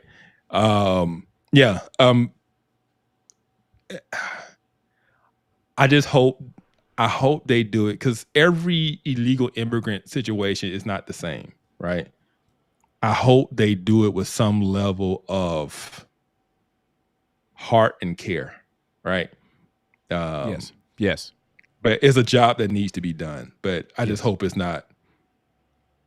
Yeah, I just hope it's done I hope it's done the right way. Yeah, and I like the way that Vance talked about it because he gets pressed about it. And he's like, so you think we should do nothing? And I'm like, well, what are you going to do? You're going to go ask people for their papers? He's like, that's the wrong question to ask. That's the wrong attitude to have towards it. Yeah. Let's start with 1 million. And let's see what can be done. I'm 100%. I'm 100% on board with Tom Homan. He ain't playing around, and I agree with you. I hope that he does it in a humane way.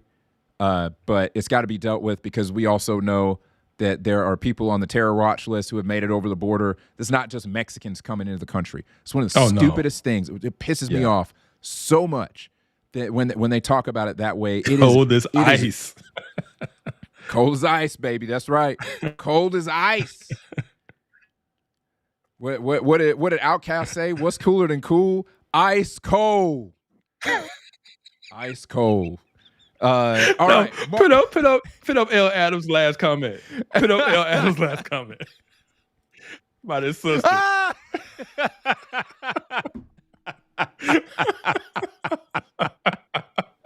Dang, man. That's cold. That's cold. That is man. cold. That's cold, man. Oh man. All right, Marco Rubio, Secretary of State. That's my favorite one. I'm a Rubio guy. Rubio was my candidate in 2016. Word. And he was my candidate mainly because he was on the Senate Intelligence Committee. And so he was able to speak very intelligent to a lot of issues no one else on the stage could. The problem was he spoke too intelligent. And when you speak really intelligent, that don't get you sound bites and clips and ratings. And so, but I think he's going to do very good in that role.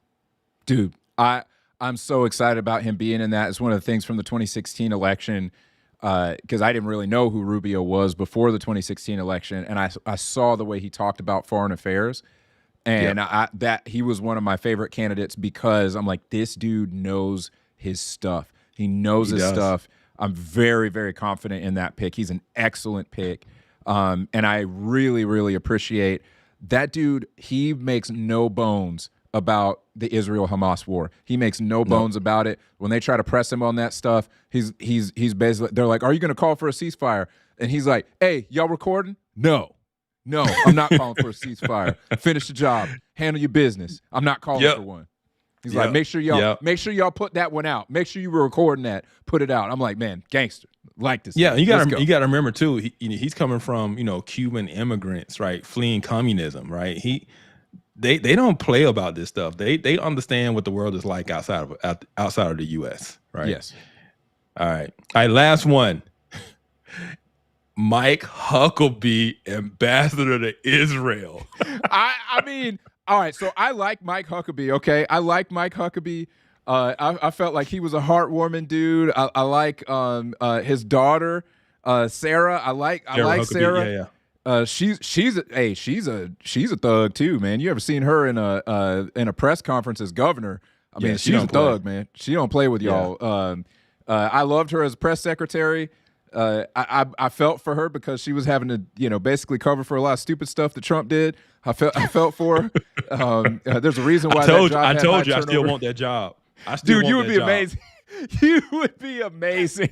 Press secretary, y'all. That's the job I want.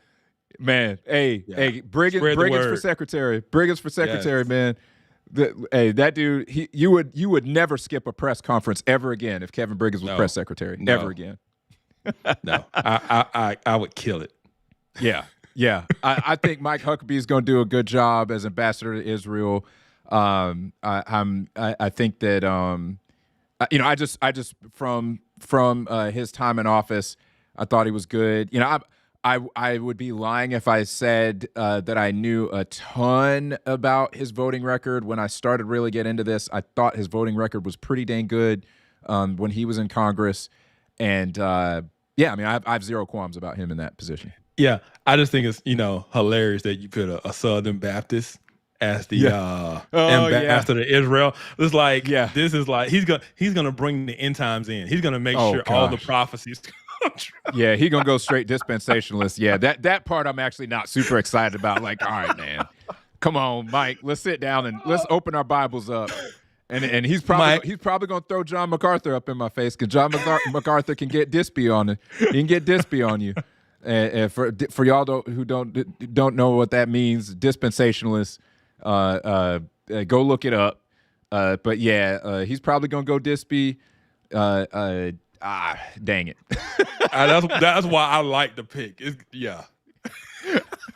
Oh man, Kevin, you dispy? You dispy? I would say I'm what's the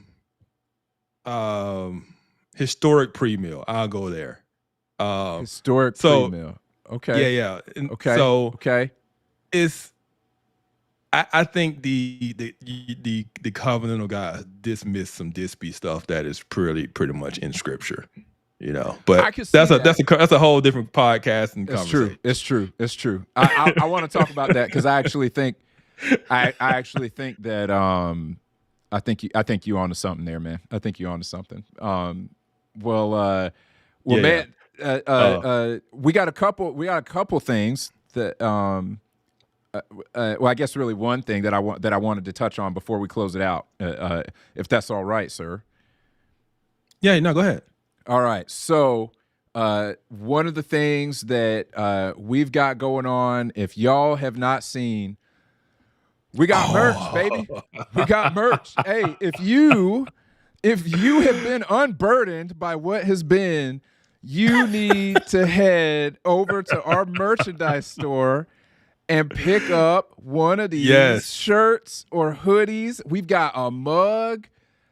We have some good stuff for you over in the Informed Takes store.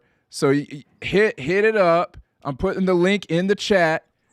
Go and get you some unburdened merch because, I mean, you need it. You need it. You've been unburdened by what has been. You need to wear that. We have other color options. So red is not the only option. We do have a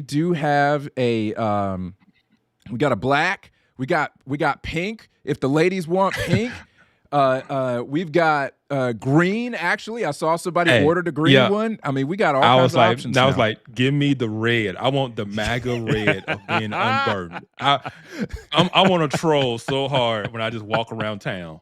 Yes, unburdened.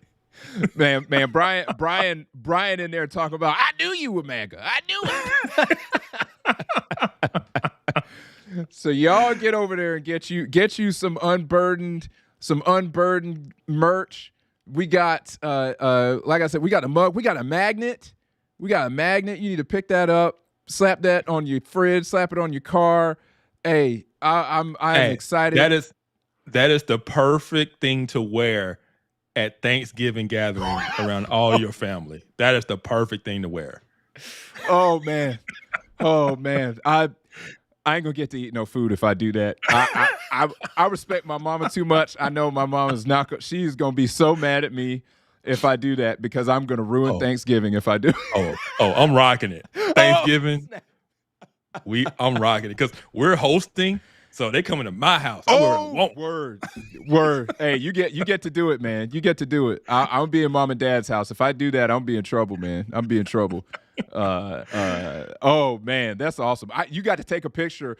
You have to take a picture and send it to me so I can post it up on YouTube and on Facebook and all that on X. Yeah.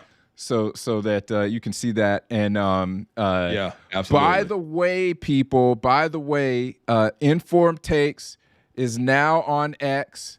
Let me see if I can bring this up real quick.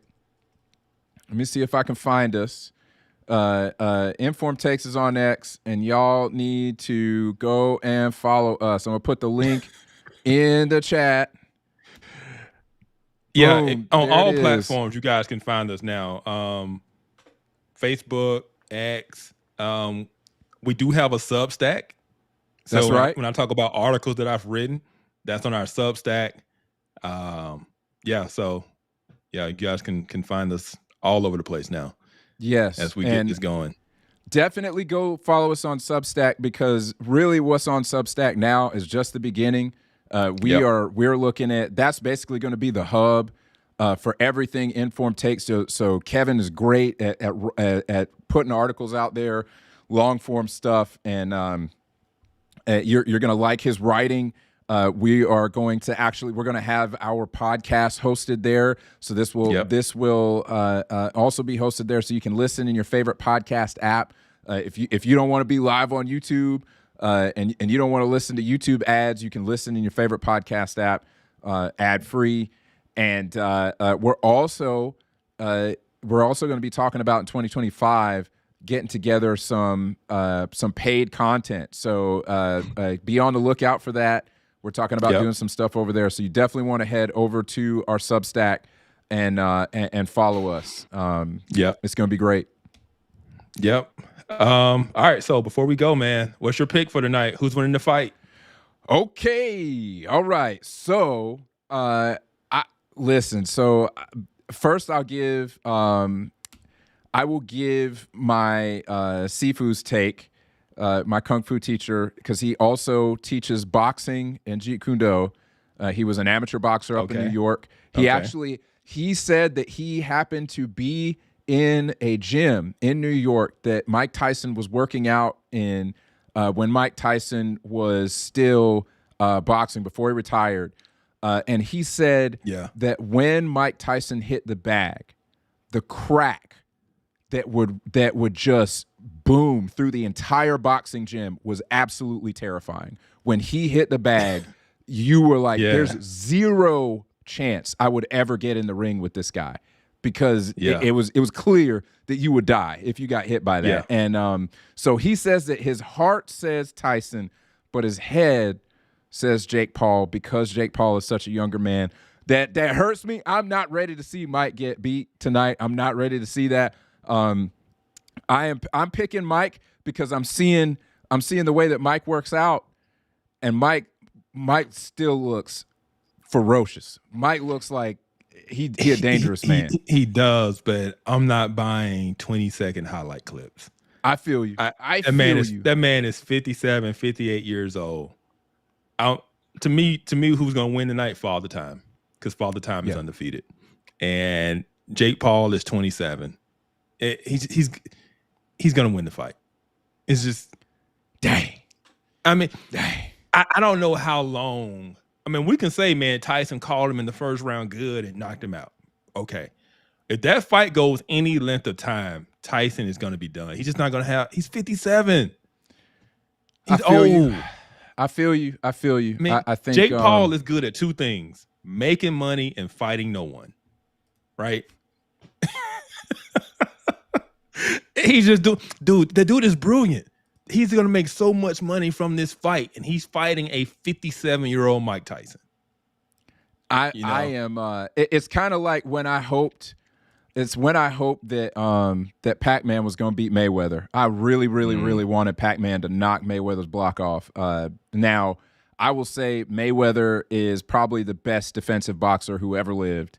I cannot stand him as a person, but as a boxer, that dude is incredible. So I will say that Mike Tyson's skill definitely outpaces Jake Paul's skill for sure. He outpaces him in skill, but yeah, the age difference. I'm very concerned that if the fight goes for any super long length of time, that Jake's just going to get him. If he has to, he have to take the ear. You know what? I was mad when he bit off Evander Holyfield's ear. I remember I was a kid. I was watching that. I was watching that happen. My dad was watching the fight with some friends. I happened to be there. And me and my boy was looking at the TV, and we saw Mike Tyson bite off Holyfield's ear, and I was like, dang, that was crushing to me as a kid because he was Iron Mike Tyson. Everybody was a Tyson fan back then. But I you know what? If he bite off Jake Paul's ear, I ain't even mad though. Nope. But yeah, I'm with your teacher though. My heart is with Tyson. I hope Tyson wins, but my head is just saying, nah, man, he's 57. I got Tyson, baby. I got Tyson. I want Iron Mike to win. I got Tyson. My head is checked out, man. My head is checked out. All right. Yeah. Well, I'll tell you what, let's sign off so we can go and check it out and see this fight. But for everybody tonight, hey, we appreciate y'all hanging with us. This is where we're going to be every Friday night. So put it on your calendars, look out for us. Like and subscribe, hit that notification bell so you guys know when we go live. And like Devin said, go over to Substack and follow us on Substack, because that's where we're going to start putting some exclusive content and doing some other things. So, but with that said, we appreciate you guys hanging with us and stay informed. Stay informed, folks. Have a good night.